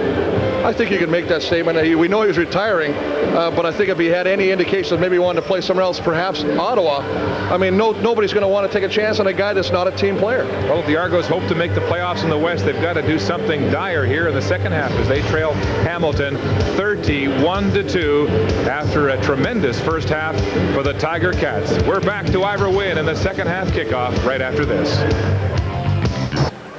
Coach Lancaster, you kept your word. You wanted to play hard today. You're treating it just like a playoff game, I think. I just believe you've got to get ready to play every game, and I'm proud of these guys because, you know, there's been a lot of talk this week of what we're going to do. We decided we were going to play it like any other game, and they've responded so far. Good effort. Late in the second quarter, the offense started to pick up a little bit more, started to get a little bit more confident. Happy with the way they're playing? I'm happy with everything. I mean, when you look at the scoreboard and see the score, there's no reason to be not happy. I mean, it's just a good day for us so far, yeah. Best luck in the second half, Coach. Thank you. Well, the Argos have opted to take the wind in the fourth quarter. The tall order being down 31-2. Tyrone Brown, who was shaken up at the end of the half, it looks like he's okay. He's back to receive this kickoff from Paul Osbaldiston.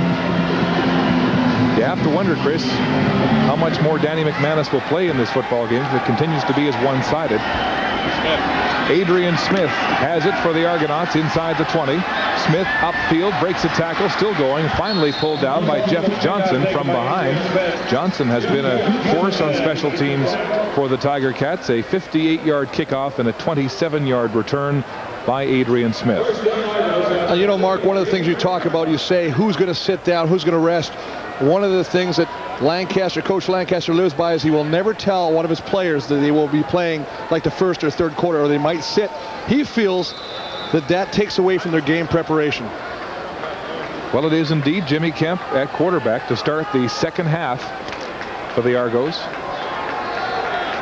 Kerwin Bell was the last Argonaut out of the locker room coming back from the half, and he is on the sidelines. They'll stay on the ground. Jenkins can't find a hole. Straight arms, goes outside, and is forced out of bounds by Vaughn for a short gain on the play. Here are the first half stats, Chris. Well, I mean, does it have a big glaring turnover and a picture of Sean Woodson on it? I mean, that's the big thing right now highlighted. 5 turnovers for the Argos. They keep shooting himself in the foot. First downs 3. I mean, you have no offense. It's basically a situation where the defense has played the entire first half for the Argonauts, and they're slowly getting into a situation where it's going to be a no chance to win this football game situation. There's the man of the first half, a Hall of Fame first half with 3 interceptions and 1 fumble recovery and a touchdown. There's movement on the line of scrimmage as we revisit that spectacular first half for the sophomore. Well, gets an interception off a deflected pass by Daryl Mitchell. Of course, then the ball is punched out, and he comes up with a fumble recovery, and then the big one, the big interception return, 101 yards, and again another deflection. And who does the ball go down to? Number 17, Sean Woodson. Handshakes all around for the second-year player out of Jackson State. Tremendous day today as he leads this Tabby defense. 2nd down and 8. Kemp to pass. Lots of time across the middle in traffic. It's intended for and complete to Tyrone Brown at center field. And what looks like a Toronto first down, but that one shoehorned in traffic, Chris. Well, nice job of coming down with the football by Tyrone Brown, sitting in the middle. Nice job of protection up front. They give him the time to throw the football. Tyrone Brown finds the hole in the coverage. He sits in there, and you know what? This is a nice sign. He knows he's going to get hit. 2 receivers very close. I'm not sure about that situation, but I think Toronto at this point in time will take just the fact that they caught the football. That was Jimmy Kemp's first completion of the football game. He'll stay on the ground this time. Michael Jenkins negotiating the Tiger Cat defense and scrambles for about 5 to the Hamilton 50-yard line. It'll be 2nd down Argos as Kemp tries to make something happen for Toronto on offense. Well, you know, 1 completion in 6 attempts. Well, that's unbelievable. That was his first completion. He was 0 for 5 from the first half. But the biggest thing is the running game is not being very successful because Hamilton is playing so tight to that defensive line because the passing game is non-existent. This is a situation where really the passing game will help the running game develop by spreading those linebackers out and getting them to force them to get some depth. 2nd and 5. High formation. Kemp rolling from pressure. Montfort on his tail. He'll run instead and have the Toronto first down.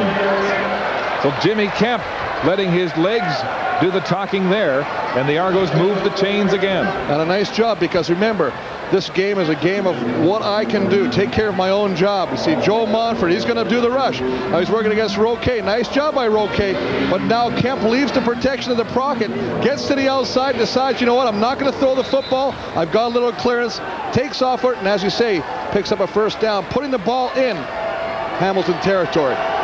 Jimmy Kemp was punished on Labor Day. He had 7 losses. Harassed by the Ticat defense. He's mixing it up here, though. There's Michael Jenkins hitting the hole quickly, and a good first down gain of perhaps 7, maybe 8 yards. And that play is non-existent of 66. Jude St. John doesn't take the big man out. Larry Fitzpatrick, he's got to get him. He's right there. He's got to get his block. He does a nice job. Look how he pushes him in. The fact that he gets that guy inside allows Jenkins to go outside, and that allows the play to be successful. Big Gerald Vaughn with the tackle for the Tiger Cats. Make it 2nd down and 2 on the 8-yard pickup. Argos moving the ball with authority here. Option to Jenkins. They get him in the backfield. It's Chris Schelling with first contact. And the Ticat defense is swarming. You know, there's a number of blocks an offensive lineman can use. You can take a guy straight up. You can try and throw at him. We also have what's a body roll. Just get your body in front of the guy. Now, Juan Roque is trying to get outside. See, he even grabs Chris Schelling by the back of the jersey. You know what? If you're at the point of attack and the guy's that much quicker, use that 6'8" big body of yours and throw at his feet. It will be a 3rd down gamble. 3rd and 4 for the Argos. But there's nothing to lose here, down 31-2. Shotgun. Kemp to pass. He'll throw. It's knocked down. Clifford Ivory in front of Daryl Mitchell, who has not been a factor this afternoon. Well, I'm going to tell you, when you watch this, we bring it back later, but I'll tell you what, one of the things we're going to look at, Daryl Mitchell has got to come back to the football. He's just sitting there, and that results in the play being no good.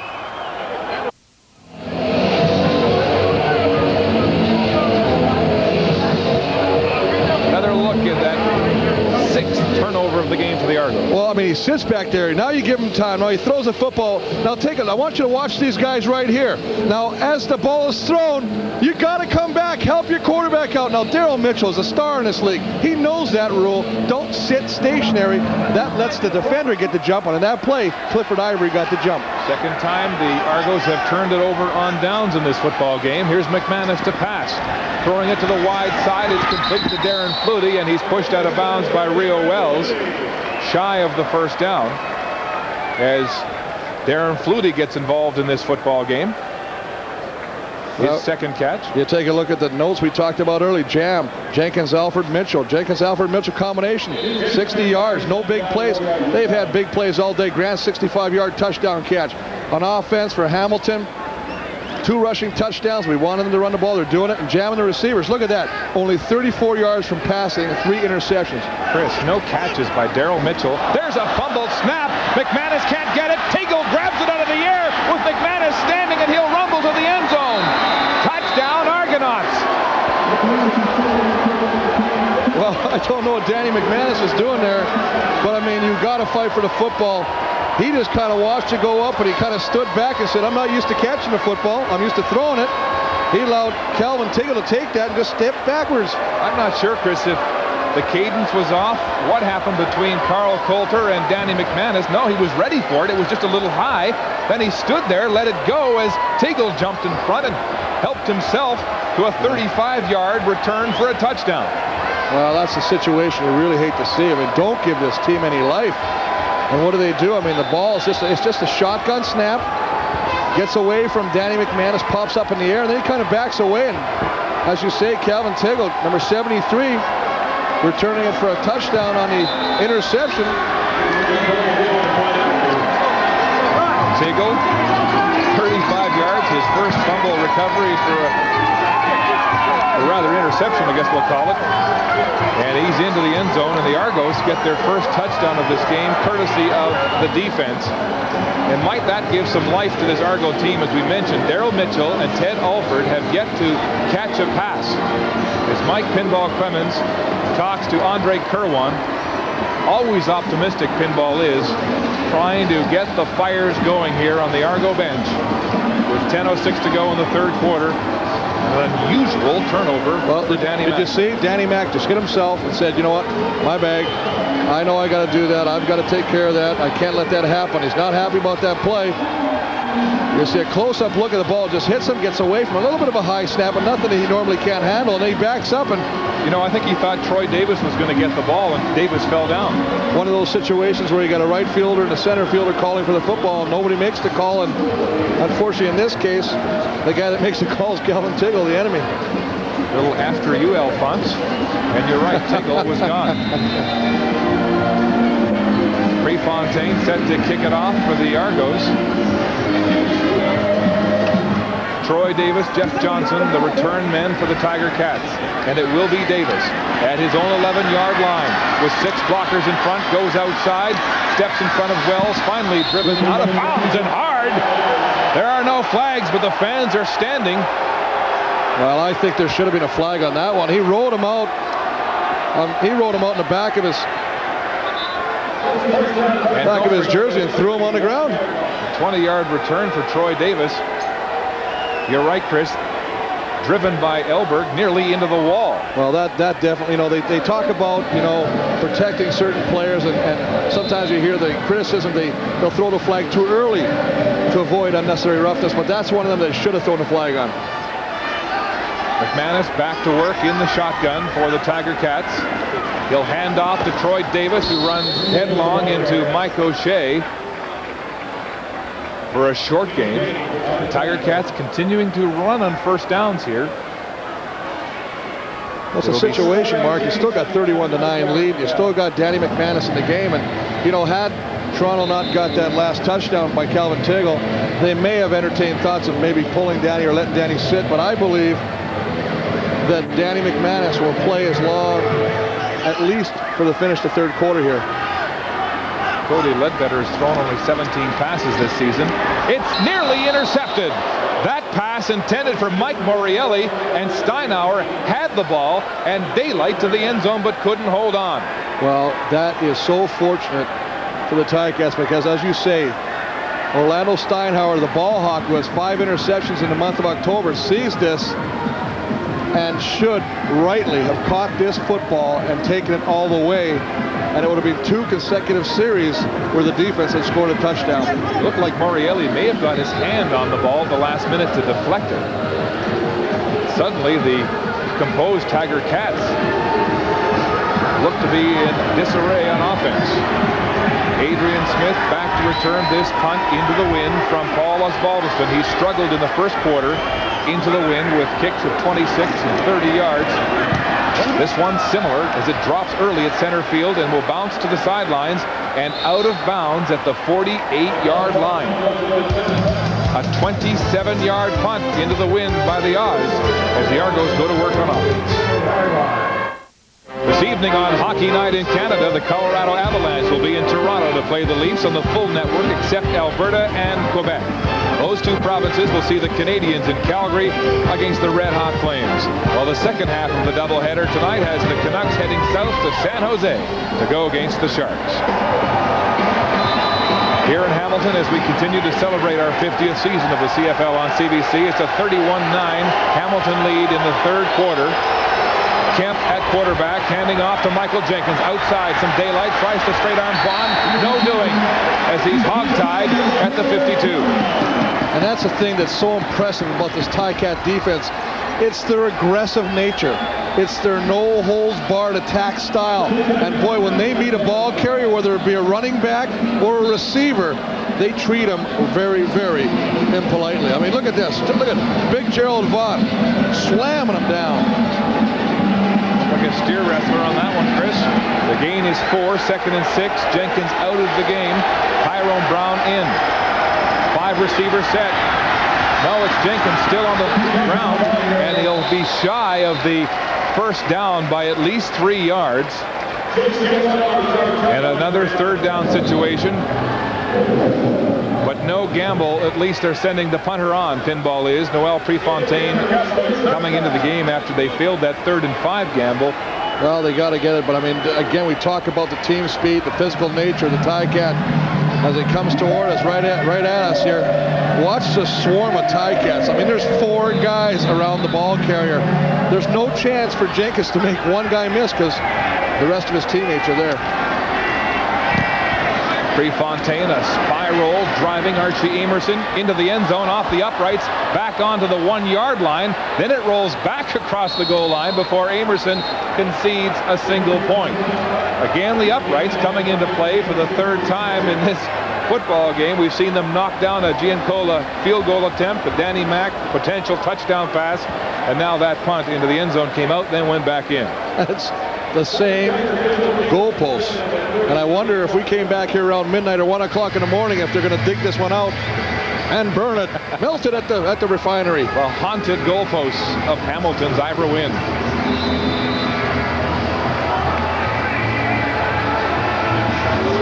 Call an Argo bounce on that one as they get 1 point. It's 31-10 now. Hamilton leading by 3 converted touchdowns in the third quarter. McManus in the shotgun, lots of time across the middle to Amerson. Simmons behind, grabs him, rides him, and finally brings him down across the 45. Well, Archie Amerson, the guy they really like to get involved with, his first catch of the afternoon.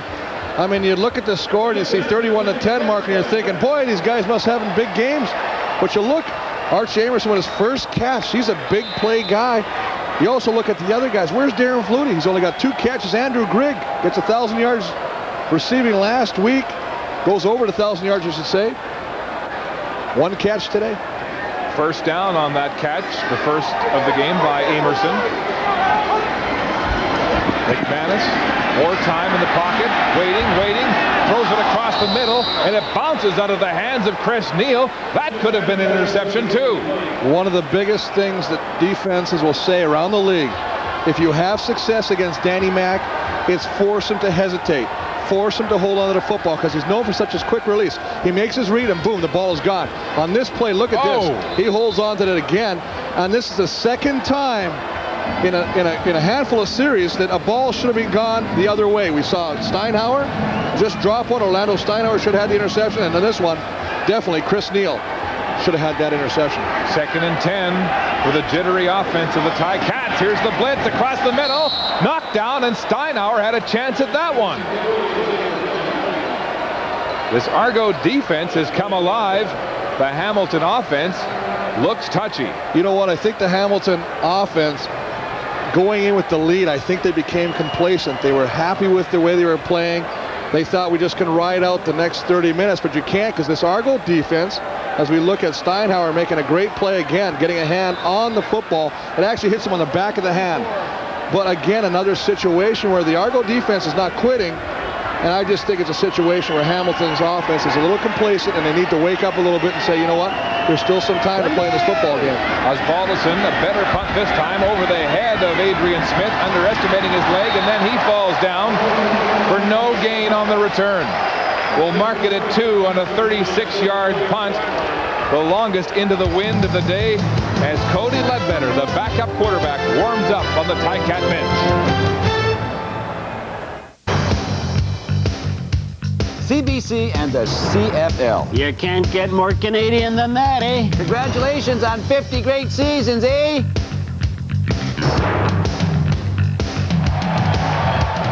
Mark Lee, Chris Walby, Peter Rutgeiser. The CFL on CBC celebrating our 50th season. A 31-10 Hamilton lead here in the third quarter. Danny McManus has put on the baseball cap on the sidelines.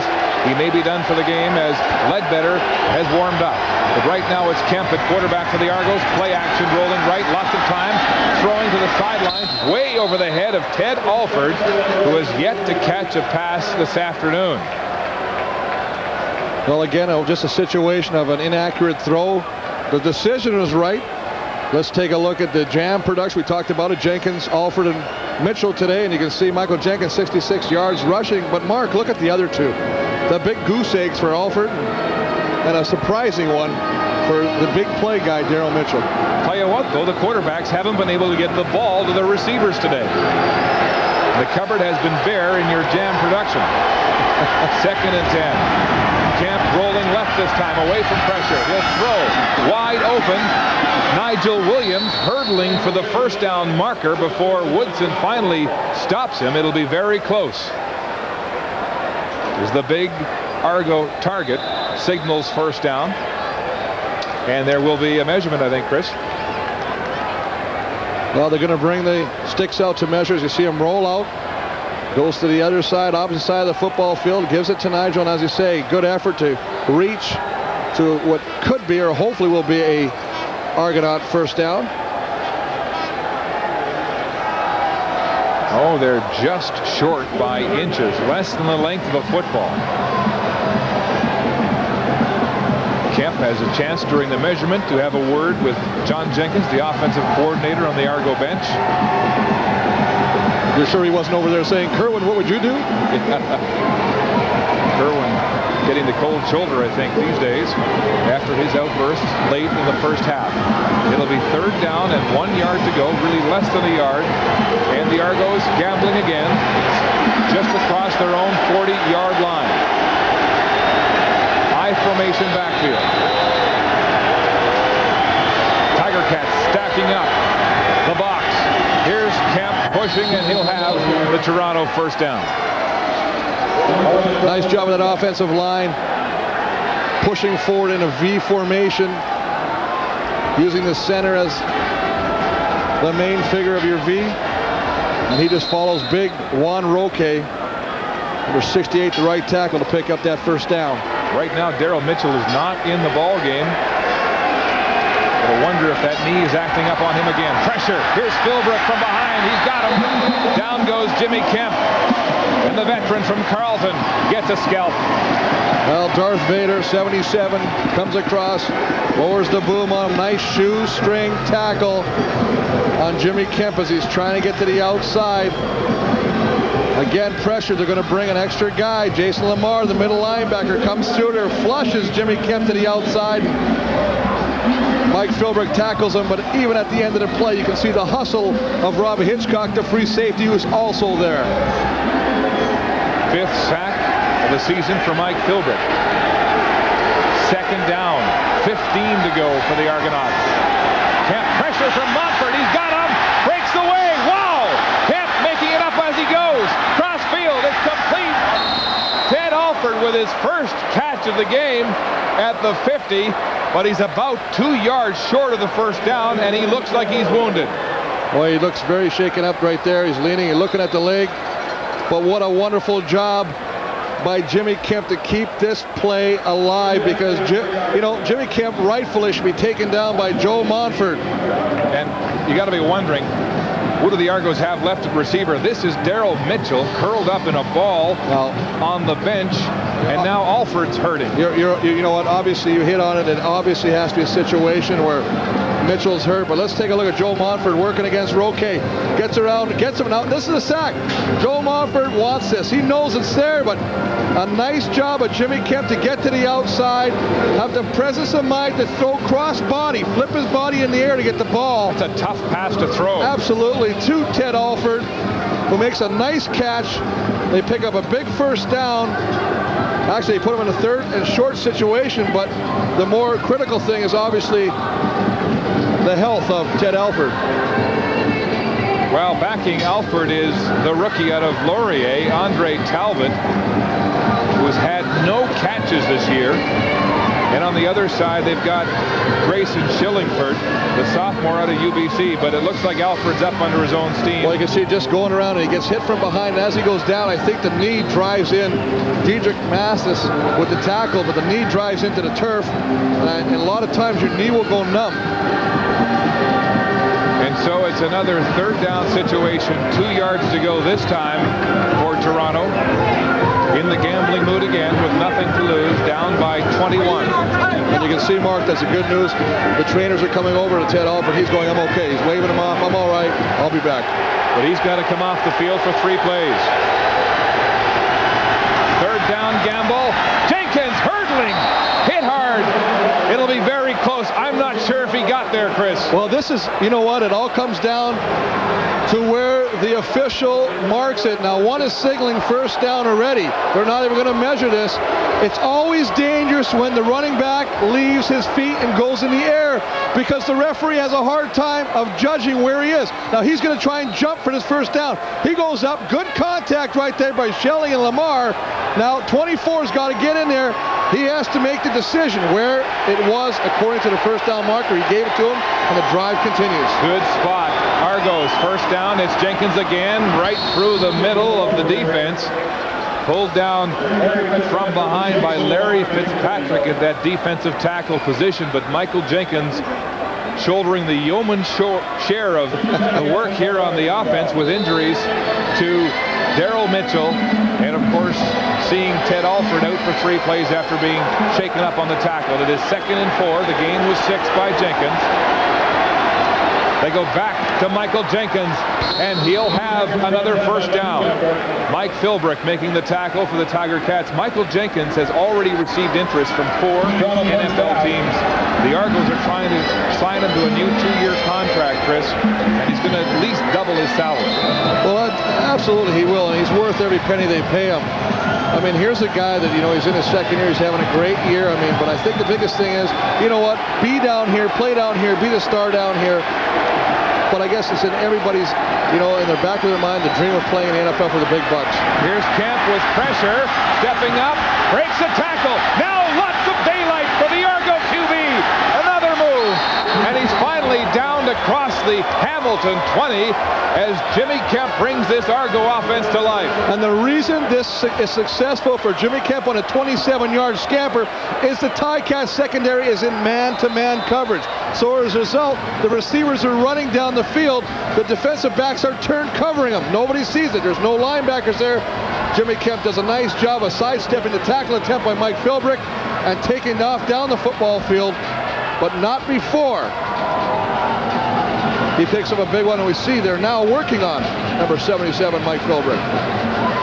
Chris, the report from the Argo sick bay is that Daryl Mitchell is all right, but they'll bring him back if they need him. I think they need him. Well, I don't understand that. You're down, you're playing for your playoff lives. What does that mean if we need them? I've heard two comments today that I don't understand. That one and the other one about the kickers, trying to save themselves or pace themselves in a football game. What the heck is that about? Getting yourself all worked up. Those are two oxymorons. How about Jimmy Kemp out rushing his passing yards so far? Using his legs. Mookie Mitchell on the Argo bench. There he is again, convalescing in the dugout with the parka. But Chris, he's had his two best games this season against the Tiger Cats. 109 yards receiving and a touchdown in July. 152 yards in September on Labor Day. And I think that's even better. There's another stat we talked about earlier, and the fact is, when he is in this offense, the last two games prior to the injury, the quarterbacks of the Argonauts threw for over 500 yards and 8 touchdowns passing. When he was out the last two games he missed, only 2 touchdowns passing. So, I mean, those are incredible, important stats. But I tell you what, there's no way. He wanted to play. He said, I'm going to play in this game. I understand all week about the importance of this football game. And you're going to tell me now that someone's saying he's okay, we're only going to put him in if we need him. Mike Philbrick up under his own steam. Looked like he's favoring the arm. He has been playing with a bicep injury as Tom Hips, the fifth-year man out of U of T, comes in to sub for the veteran, Mike Philbrick. And he is a warrior, Chris. He'll go as long as the arm is still on his body. Absolutely, Mark. You couldn't have said it any better. Darren Joseph gets the call for the first time on the ground. And a short gain on first down for the Argos. It'll be second and about 8 or 9. And they go right after the replacement. Mike Philbrick's out. They go right after Tom Hips. Let's test out the new guy. He had a stint in Toronto, or Montreal, excuse me. But, he's a big boy. And he wants to play, so it's a chance for a guy who doesn't get a lot of playing time to come in and make a name for himself. Second down, 8 yards to go. Argos in the red zone with a chance to score. This might be a momentum shift here if they can put it in the end zone. Again, Kemp ducks the rush, and he'll run. Hit hard by Jason Lamar, and Lamar twists him after he makes the tackle, but Kemp will be short of the first down. The Argos with a decision here. Do they gamble again? Do they go for 3? We'll know when we come back to Ivor Wynn.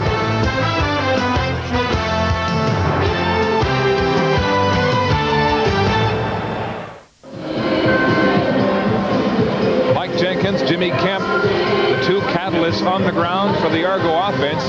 They have 7 first downs in this half of football, Chris, to 1 for the Tiger Cats. Well, you definitely see a momentum change, and that is brought about by what? By the defense. But let's take a look at their offense right here. I mean, what a nice job of Jimmy Kemp, ducking under Mr. Everything today, Sean Woodson, for the Tiger Cat defense. But look at the treatment he receives here, Mark. Gets bulldogged here by Lamar, and he held his neck when he got up after that one, but there was no flag. Well, the pressure didn't allow him to see this, a wide open Ted Alford, who wanted the football, and that's what pressure will do. Will force the quarterback to pull that football down and change what he normally would otherwise see. And that's a situation. Yeah, Sean Woodson didn't get the sack, but Sean Woodson made him foot the ball and take off on his own. Third down, 3 to go. Argos at the Hamilton 12, and they will gamble. Shotgun, Kemp rolling. Lots of time. He'll throw to the end zone. Incomplete. Intended for Ted Alford, and Brandon Hamilton gets the knockdown. The Argos will turn it over on downs. And it looked like Kemp had a seam to maybe run there, Chris. Well, he had a seam, but what he actually did was he got his running back, Michael Jenkins. As we're going to watch Ted Alford, just going to play a little bit, go on the inside, take it to the corner, take it back into the middle, working against Brandon Hamilton. Hamilton, a little tug on the back of the jersey, but enough presence of mind still to react when that football's in the air and knock it down safely, incomplete. Oh, what a nice diving knockdown by the veteran cornerback.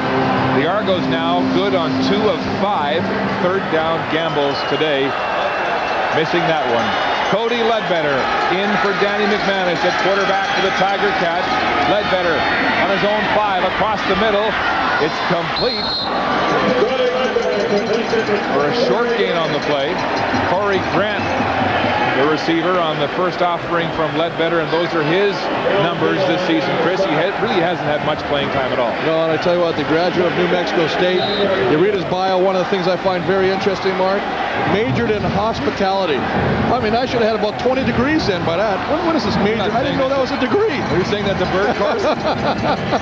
Hospitality. Of course, he's been operating a restaurant bar in the Hamilton area, offering you hospitality on numerous occasions. Across the middle, it's tipped as Ledbetter goes on the crossing route again.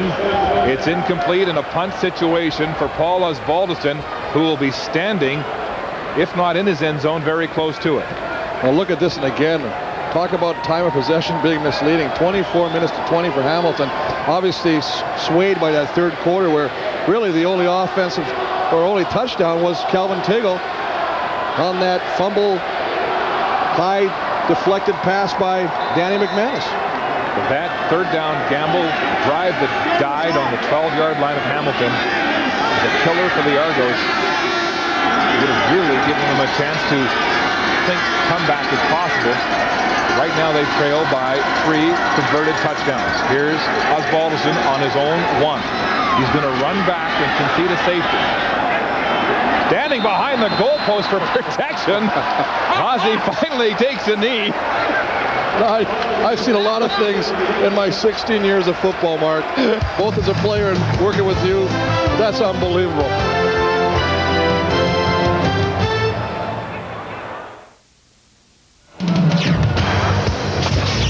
Grey Cup excitement is in the air.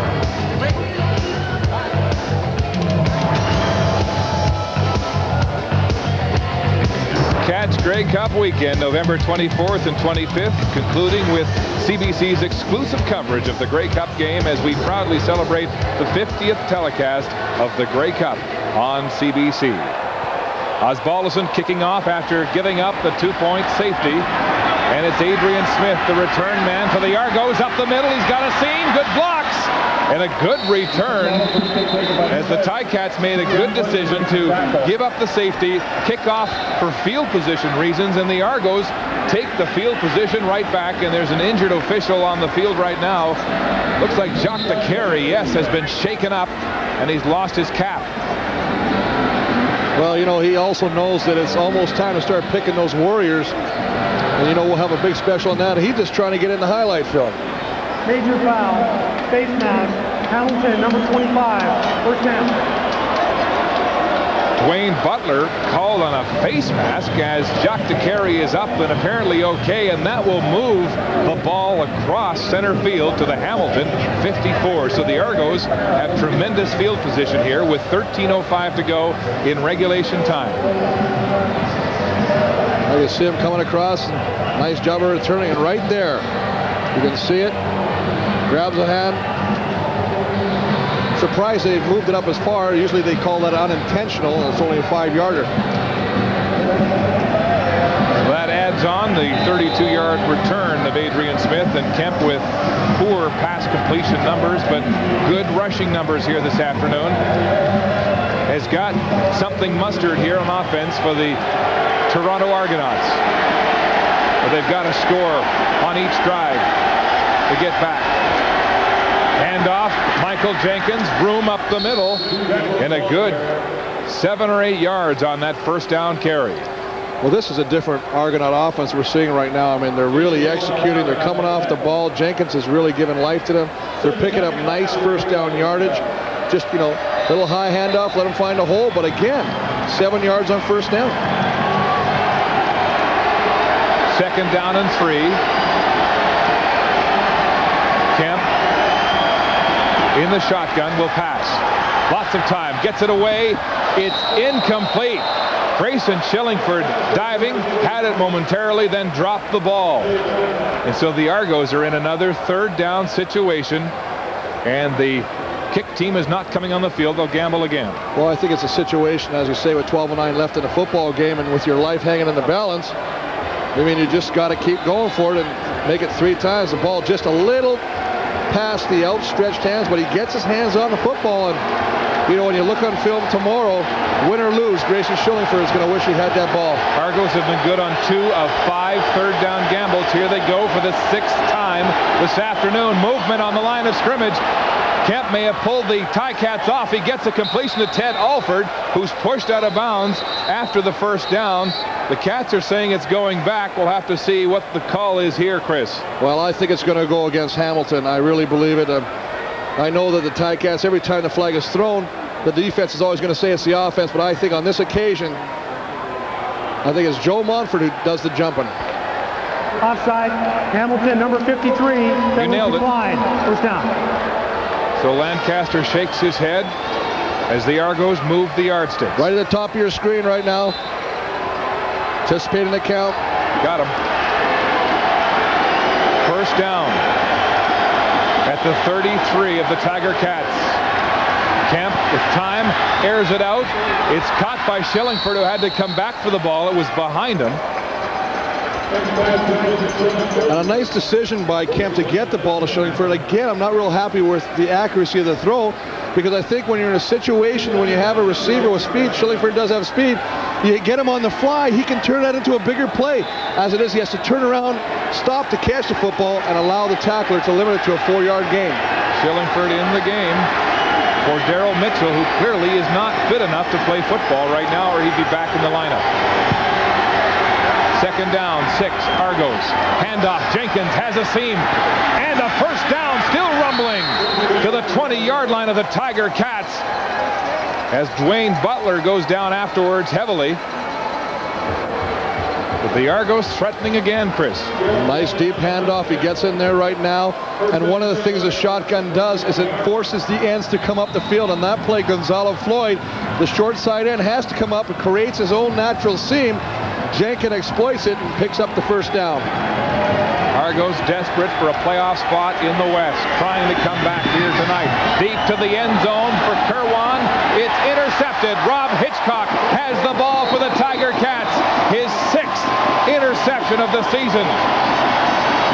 Moves them into a 3-way tie for the lead with Duran Bolden and Wayne Shaw. Well, it's the bend but don't break principle of the Ticat defense. Just when life was being breathed into the Argonaut offense, Jimmy Kemp goes deep for Nigel Williams. The ball falls, it goes in there. There's 3 defenders to 2 offensive receivers for the Argonauts, and number 42, Rob Hitchcock, comes down with his 6th interception of the season. Nigel Williams and Andre Kerwan within 2 or 3 strides of each other, drawing the attention of 3 Ticat DBs, and it's Rob Hitchcock celebrating his 6th interception. Flags are down, movement along the line of scrimmage, and it looks like it's Tyrone Rogers. And, you know, that's one of those situations, Mark, you say, you know, things are starting to pick up for the Argonaut offense. The last 2 series, we've had a failed third down attempt. Hamilton, number 66, repeat first down. And then, of course, now you've got the interception by Hitchcock, snuffing 2 potential points that may have been amassed by this Argonaut offense. The Argos were moving, but they'll call Mike Mihalik for procedure along the offensive line. 5 yards back, repeat the down. It's 1st and 15. 8 turnovers by the Argonauts this afternoon. Cody Ledbetter throws it hard, complete to Andrew Grigg. He makes one move on Wayne Shaw, who gets up off the turf to make the tackle. Well, even in a losing cause, I'm very impressed with the play of number 9, Wayne Shaw, the quarterback of the Toronto Argonauts. He just does a nice job of not only falling, but getting up. This is a far throw. It's a deep throw to the sideline to Andrew Grigg. He's trying to cut back inside.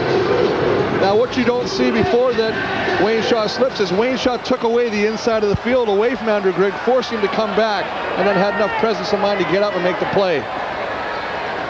We're back to the original line of scrimmage. It's 2nd and 10. Here's the blitz. Chuck Levy has Cody Ledbetter.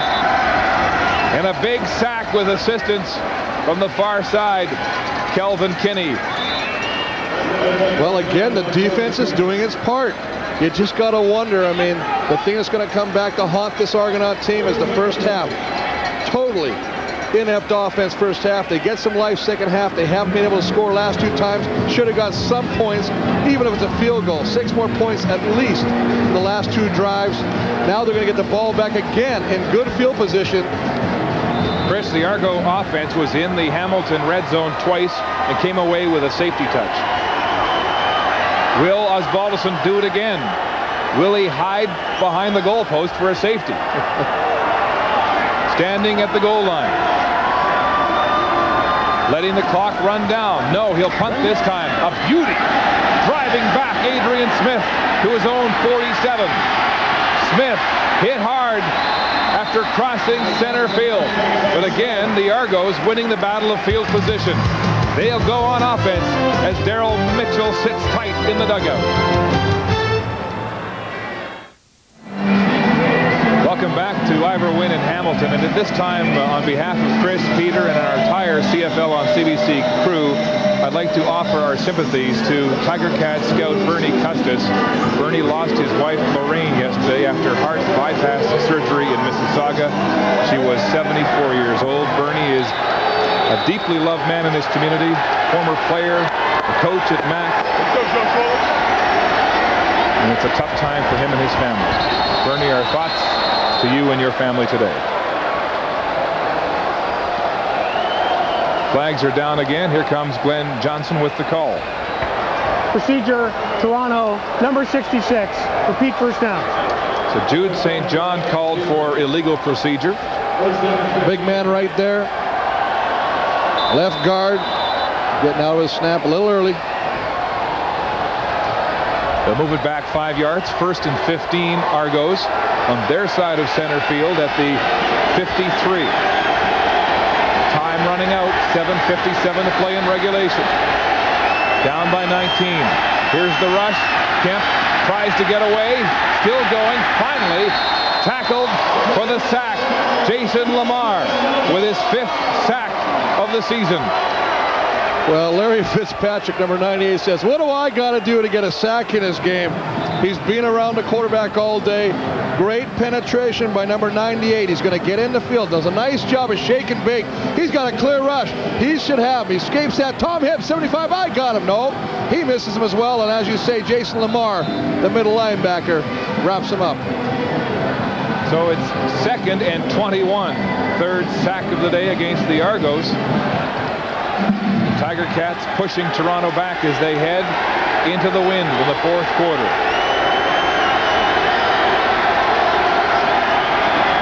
Here comes the blitz from the outside again. Kemp gets away, looking for the first down, and pulled out of bounds by Clifford Ivory. I think Schelling was the man coming off the edge.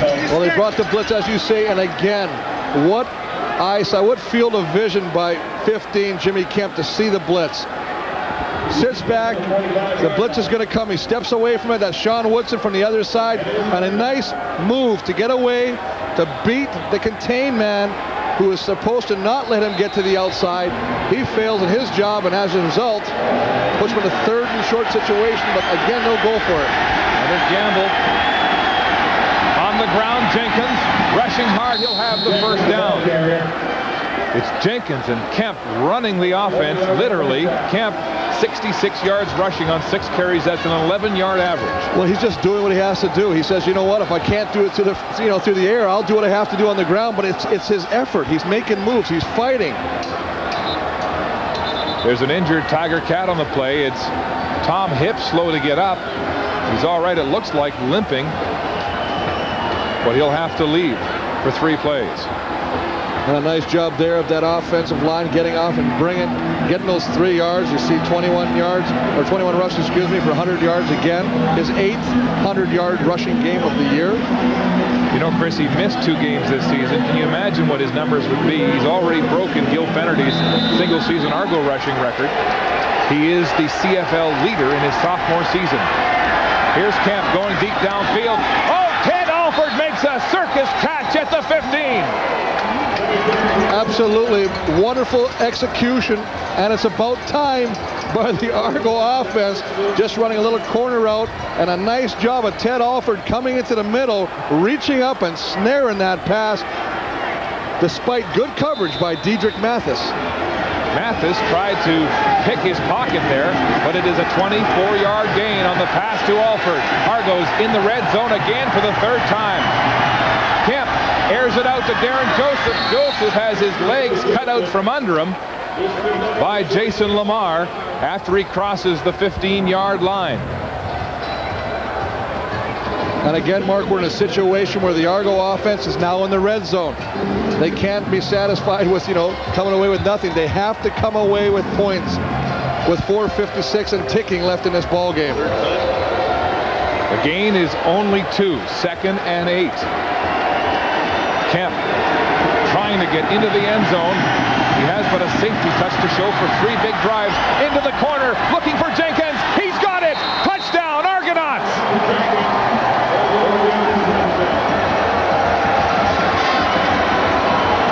Michael Jenkins with his 5th receiving touchdown, a 13-yarder, and his 13th of the season. Well, nice job of getting one-on-one coverage. He gets out of the backfield. He's getting covered by Chris Schelling. He tries to take him deep. He takes him to the outside, runs a little corner route, and a ball beautifully thrown by Jimmy Kemp. And a nice job of concentration to haul it in by Michael Jenkins. Argos going for 2 on this convert. Kemp back to the corner again, this time for Alford. He's got it! A 2-point convert, and suddenly the Ticat lead is down to 11. Jimmy Kemp airing the corner route to the sophomore back for pay dirt. Michael Jenkins and the Argos are coming back. They have outscored the Tiger Cats 18-0 in the second half. Unfortunately, they gave up 24 points in the second quarter off turnovers. Well, that's right. The big play there was Jason Lamar. They brought a blitz. They got burned a little bit. They got it picked up. The middle linebacker came. As a result, they got one-on-one coverage with Chris Schelling on Jenkins and a beautifully thrown ball. And then, of course, a 2-point convert to Alford. The hands team is in for the Tiger Cats as the Argos were showing an onside kick. Prefontaine will hit it hard. Off the turf, bouncing across the 20 to the 15. Davis has it and will just step out of bounds after a short return. The kick traveled 60 yards, a 15-yard return from Davis as we take one more look at Ted Alford's sticky hands. Wait a minute. There's some bad blood on the sidelines. It's Mike O'Shea and Rob Hitchcock, the former Tiger Cat O'Shea. And some rants go up from the crowd here at Ivor Wynn. He was booed when they introduced him at the start of this game. And they finally clear the scrum. Danny McManus is back at quarterback for the Cats. I wonder why. The Argos have 12 first downs in the second half. Hamilton has 1. Well, absolutely. As we see Ted Alford, the recipient of the 2-point convert. Let's take a look how that transpired. Jimmy Kemp on a 2-pointer, just sitting back. Again, going to the same corner route. This time, again successfully. This time, though, the receiver being Ted Alford, of course. The play starts and a little scrum going. Troy Davis with daylight up the middle, a huge hole. It took the safety, Orlando Steinauer, to trip him up after a 15-yard pickup. Well, now this is where you test your mettle. You kind of sat around, you kind of were just complacent for a quarter and a half now. They put Danny McManus back in the game. Now you got to bring it up. You can never turn the switch off. You got to keep it at the high level all the time. And speaking of time, the clock keeps ticking. 3:27 to go as Rich Stubler, the defensive consultant coordinator, looks on, hoping his big D can get the ball back. McManus hits pass to Grigg. Grigg steps off the tackle of Simmons and gets very close to the first down. Marcelo Simmons had him for a gain of 5, but he broke the tackle. Well, again, it's just a quick hitch pass. You're throwing from the short hash mark. It's not that long of a throw. Ball is in his hands. Danny Mac puts it in Grigg's hands right away, and he tips toes down the sideline, picking up a first down.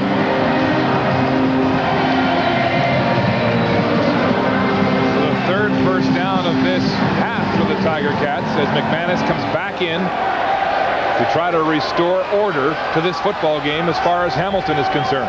McManus to throw.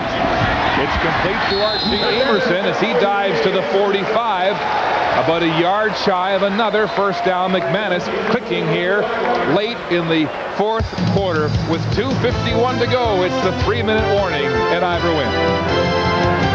I don't know where it's at. Down on the ground a little bit better, as we'll have to say to those ground cameras now. I can't tell you, there's a long pass, and Ernie Fitz has got it on the 17-yard line. Ernie Fitz. Classic, the 1962 Fog Bowl. Johnny Esau with the call at Toronto CNE Stadium as the Blue Bombers prevailed 28-27 over the Tiger Cats in a game that was played over 2 days because of the fog. McManus passing at 50%. 2nd and 1 will sneak, and it looks like he'll have enough to maintain possession of the football with 2:33 to go. Well, absolutely. And this is where it's really critical. I know it's easy to say up here with 2:33 left in the game, but every first down or set of downs is time off the clock that the Argonaut offense will not be able to utilize. Exactly. The Cats will try to keep the ball inbounds, keep the clock running. As it is now, 2:25 and ticking. The Argo hopes draining away here. They were hoping to win this and count on at least one BC loss in its last 2 games to cross over for the 3rd and final playoff spot. Troy Davis keeps his footing, then drops the ball. He had first down territory. There's a whistle now. The Argos say they have it. No, they'll point at Hamilton ball. A very late whistle, Chris. And there's a scrum for the ball. There is a scrum, but I believe that Andrew Grigg got the football. I really believe that it bounced out. It was another opportunity or missed opportunity by the Argonaut defense to get the fumble recovery. But I really do believe that Andrew Grigg, the man at the bottom of the pile. You gotta wonder whether the ball made contact with the ground. There's Davis keeping his footing as Neal tries to strip it from behind. And you're right, I think Andrew Grigg got there ahead of Shaw and Chris Neal. Eagle eye you are. Absolutely. Let a look at it from the ground level. Good strip. And then the pileup. And a first down for the Tiger Cats at the 24 of the Argos. Handoff. Troy Davis, this time he's hog-tied. The ball is down again. The Argos say they have it, but there's a flag down. Rio Wells has the ball for the Argonauts. Oh, and as you say, Mark. But what about the flag? Well, I tell you what, the linemen of the Argonauts are already running off the football field. And offside, Toronto, number 99. Alfred Payton with the offside call that kills a fumble recovery. And might that be the one that puts the bullet in the body? It might be the proverbial nail in the coffin. As Pinball Clements shrugs it off, Payton asks for a second opinion. But it is Tiger Cat football. Well, it's at the bottom of your screen, and I really don't see the offside. So obviously he lined up offside. And, you know, that's the worst scenario that can possibly be. One thing to jump, but a second to mentally line up offside. Handoff, Troy Davis, right through the defense, and a tremendous gain across the 10-yard line. It looked like Alfred Payton was along for the ride. Well, what's happening right here, and I can tell you why he's getting such good yardage. It's because the first guy is going to try and make the tackle for the Argonaut defense. Everybody else is instructed to go for the football. All they're going to try and do is rip the football. You see Chris Neal get the football away from Troy Davis. How about the call by Ron Lancaster to bring back his starter, Danny McManus, with more than 3 minutes to play. He has chewed up the clock, and he's moved the ball inside the 10. McManus, play action, throwing to the end zone, wide open! Corey Grant overthrown! There was nobody within 15 yards of Grant in the end zone. There's a flag, and there's a fight in the end zone. Well, the frustrations are really coming out right now between these two teams as we see Orlando Steinhauer going against his ex-roommate, Archie Emerson. He said to us yesterday that Archie called him up and asked him if he was ready to play. They exchanged pleasantries on the phone, but not there. Well, there's obviously some anger there, and you see they're hitting each other. They're good friends, but you can see right there, he runs right over him, and of course, you know what? When you're in this and the adrenaline's going, you don't even see the person you're playing against. It could be your next door neighbor. It's just the fact that right now, tensions and everything is... Major foul, face mask, Toronto, number 21, first down. Wow, and they're calling Steinauer on a face mask after it looked like he was run right over, you're right, by Archie Amerson. And so it's all going bad now for the Argos. 1:09 to play in regulation time. It is first and goal, Hamilton from the 5. McManus handing off to Davis, up the gut, fumbles the ball, picked up by Rio Wells in the end zone. Wells will escape the end zone and is pulled down as he crosses the 5-yard line. Can you believe it? Well, I'm going to tell you what, it looked like that the Hamilton offensive line is responsible for this fumble, much like last week when Dave Hack picked up Davis and tried to carry him forward for additional yardage. Watch when Davis gets this. Now, as he's going across, there's Mike Mihalik. Now, Mike Mihalik is actually trying to pull him into the end zone, pulls his hands off the football as he crosses the line. Rio Wells picks up the fumble and gets out of the end zone, giving a small breath of life. Well, with 56 seconds to play, and the ball on the Argos 7, it's a stretch here for the Argos, who now will desperately hope the BC Lions to lose both of their remaining football games. Tonight at home against Saskatchewan, Tuesday night at home against these Tiger Cats in the makeup game. Well, and this is a situation, you know that Hamilton really wanted to beat Toronto. What will happen on Tuesday against BC? Kemp in the end zone. It's complete to Nigel Williams, who comes back to the ball and is rocked by Chris Schelling. Well, I tell you what, aside for the one play, the one touchdown pass to Michael Jenkins, what an outstanding effort put forth again by this Hamilton Ticat defense. I mean, you cannot be anything but impressed with the ferocity, the tenaciousness, the way they come after and the hit. Again, it's Jenkins scrambling for the first down on the second and less than a yard situation, but it's not much with 39 seconds to go in regulation time, and the Argos need a 2-point converted touchdown and a field goal just to tie. Well, I think it's one of those situations where basically now you can't run the football anymore. You've got to go deep. Ticats in a three-man defense. They'll let Jimmy Kemp run. He does a spinorama on Schelling, and is brought down at the 25-yard line with 23 seconds to play. The Argos with huge hopes coming into this weekend, dashed slightly by Calgary, winning over Winnipeg in the upset last night, 22-15. And then today, losing here. They now must hope the BC loses twice, and the Lions look like they're hot. Kemp throwing, flags flying, and it's dropped right in the hands of Darren Joseph, but flags are down. Well, they'll also know today, because obviously later on this evening, or maybe even starting, the BC, well, they played tonight actually, and they play against Saskatchewan. That's out on the coast, that's a home game, Hamilton, so that is a later start. Repeat second down. Second down repeated as Big Joe Montford is flagged. Second down and 1. But it is academic. 9 seconds to play. The Tiger Cats all the way back to center field on defense. It's complete to Ted Alford. They'll step out of bounds to stop the clock with 4 seconds to go.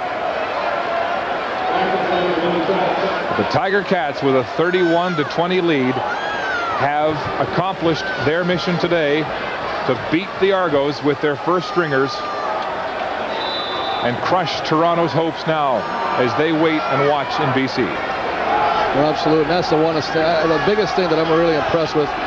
And when we talked about Toronto, we thought their intensity would be much higher, but it was the Ticats who had nothing to gain from this game who showed us that intensity level. And the game ends fittingly with a sack by by the Tiger Cats. Gonzalo Floyd calls down Jimmy Kemp. The fireworks go off. The Tiger Cats defeat the Toronto Argonauts 31-20 to sweep the season series at 3 and put the Argos in a desperate hole. Let's go down to the sidelines, and here's Peter. With Sean Woodson, you had a fantastic game today. You had 3 interceptions, 1 fumble recovery, went in for a touchdown. Your team is just gelling at just the right time of the season. Well, I'm just excited about it. First of all, I just want to give glory and honor to God for giving me the ability to be out here and play today. And it's just great, man, when we can gel at this time of the season, offensively and defensively. Special teams all gave a great effort today, and just glad to be a part of it. What's the consensus? What's going to happen now to BC? Do you rest guys? Do you play just as hard as you were playing here today? Well, that's something that the coaches and the front office will have to make a decision on. Either way it goes, we're going to go out and play the best we can and get ready for the playoffs. Well, you had a fantastic game today. Congratulations. Best of luck in BC. Thanks a lot. Okay, let's go back up the mark now. Yes, the Ticats could actually help the Argos if they can beat BC on Tuesday night. But on this one, it was Sean Woodson's day, a red-letter day in Hamilton. Danny McManus puts out a late-game Jimmy Kemp rally as Hamilton prevails here this afternoon at Ivor Wynne Stadium. This evening on Hockey Night in Canada, the Colorado Avalanche will be in Toronto to play the Leafs on the full network except for Alberta and Quebec. Those 2 provinces will see the Canadiens in Calgary against the red-hot Calgary Flames, while the second half of the doubleheader tonight has the Canucks heading south to California to San Jose to go against the Sharks. A reminder that Sunday, November 11th, the playoffs begin on CBC with the Eastern semifinal in Hamilton, where the Ticats welcome the Montreal Alouettes. Our pregame show begins at 12:30 Eastern. The Eastern semifinal will be followed by its Western counterpart. We're still not sure who will play. Will it be Calgary, BC, Edmonton, or Toronto? Making it a double shot of playoff football on CBC next Sunday. Grey Cup Saturday, November 24th from Montreal begins at 4 Eastern. Then Grey Cup Sunday, November 25th is on the air at 3 Eastern with the Grey Cup documentary, a 90-minute Grey Cup Sunday pregame show, and then the 89th Grey Cup at 5:30 Eastern, leading up to the kickoff just past 6 p.m. Eastern at the Big O in Montreal. Today, the Tiger Cats feast on Argo turnovers. 24 points in the second quarter. That sealed the Argo fate as they lose 31-20 today. So long, and thanks for watching.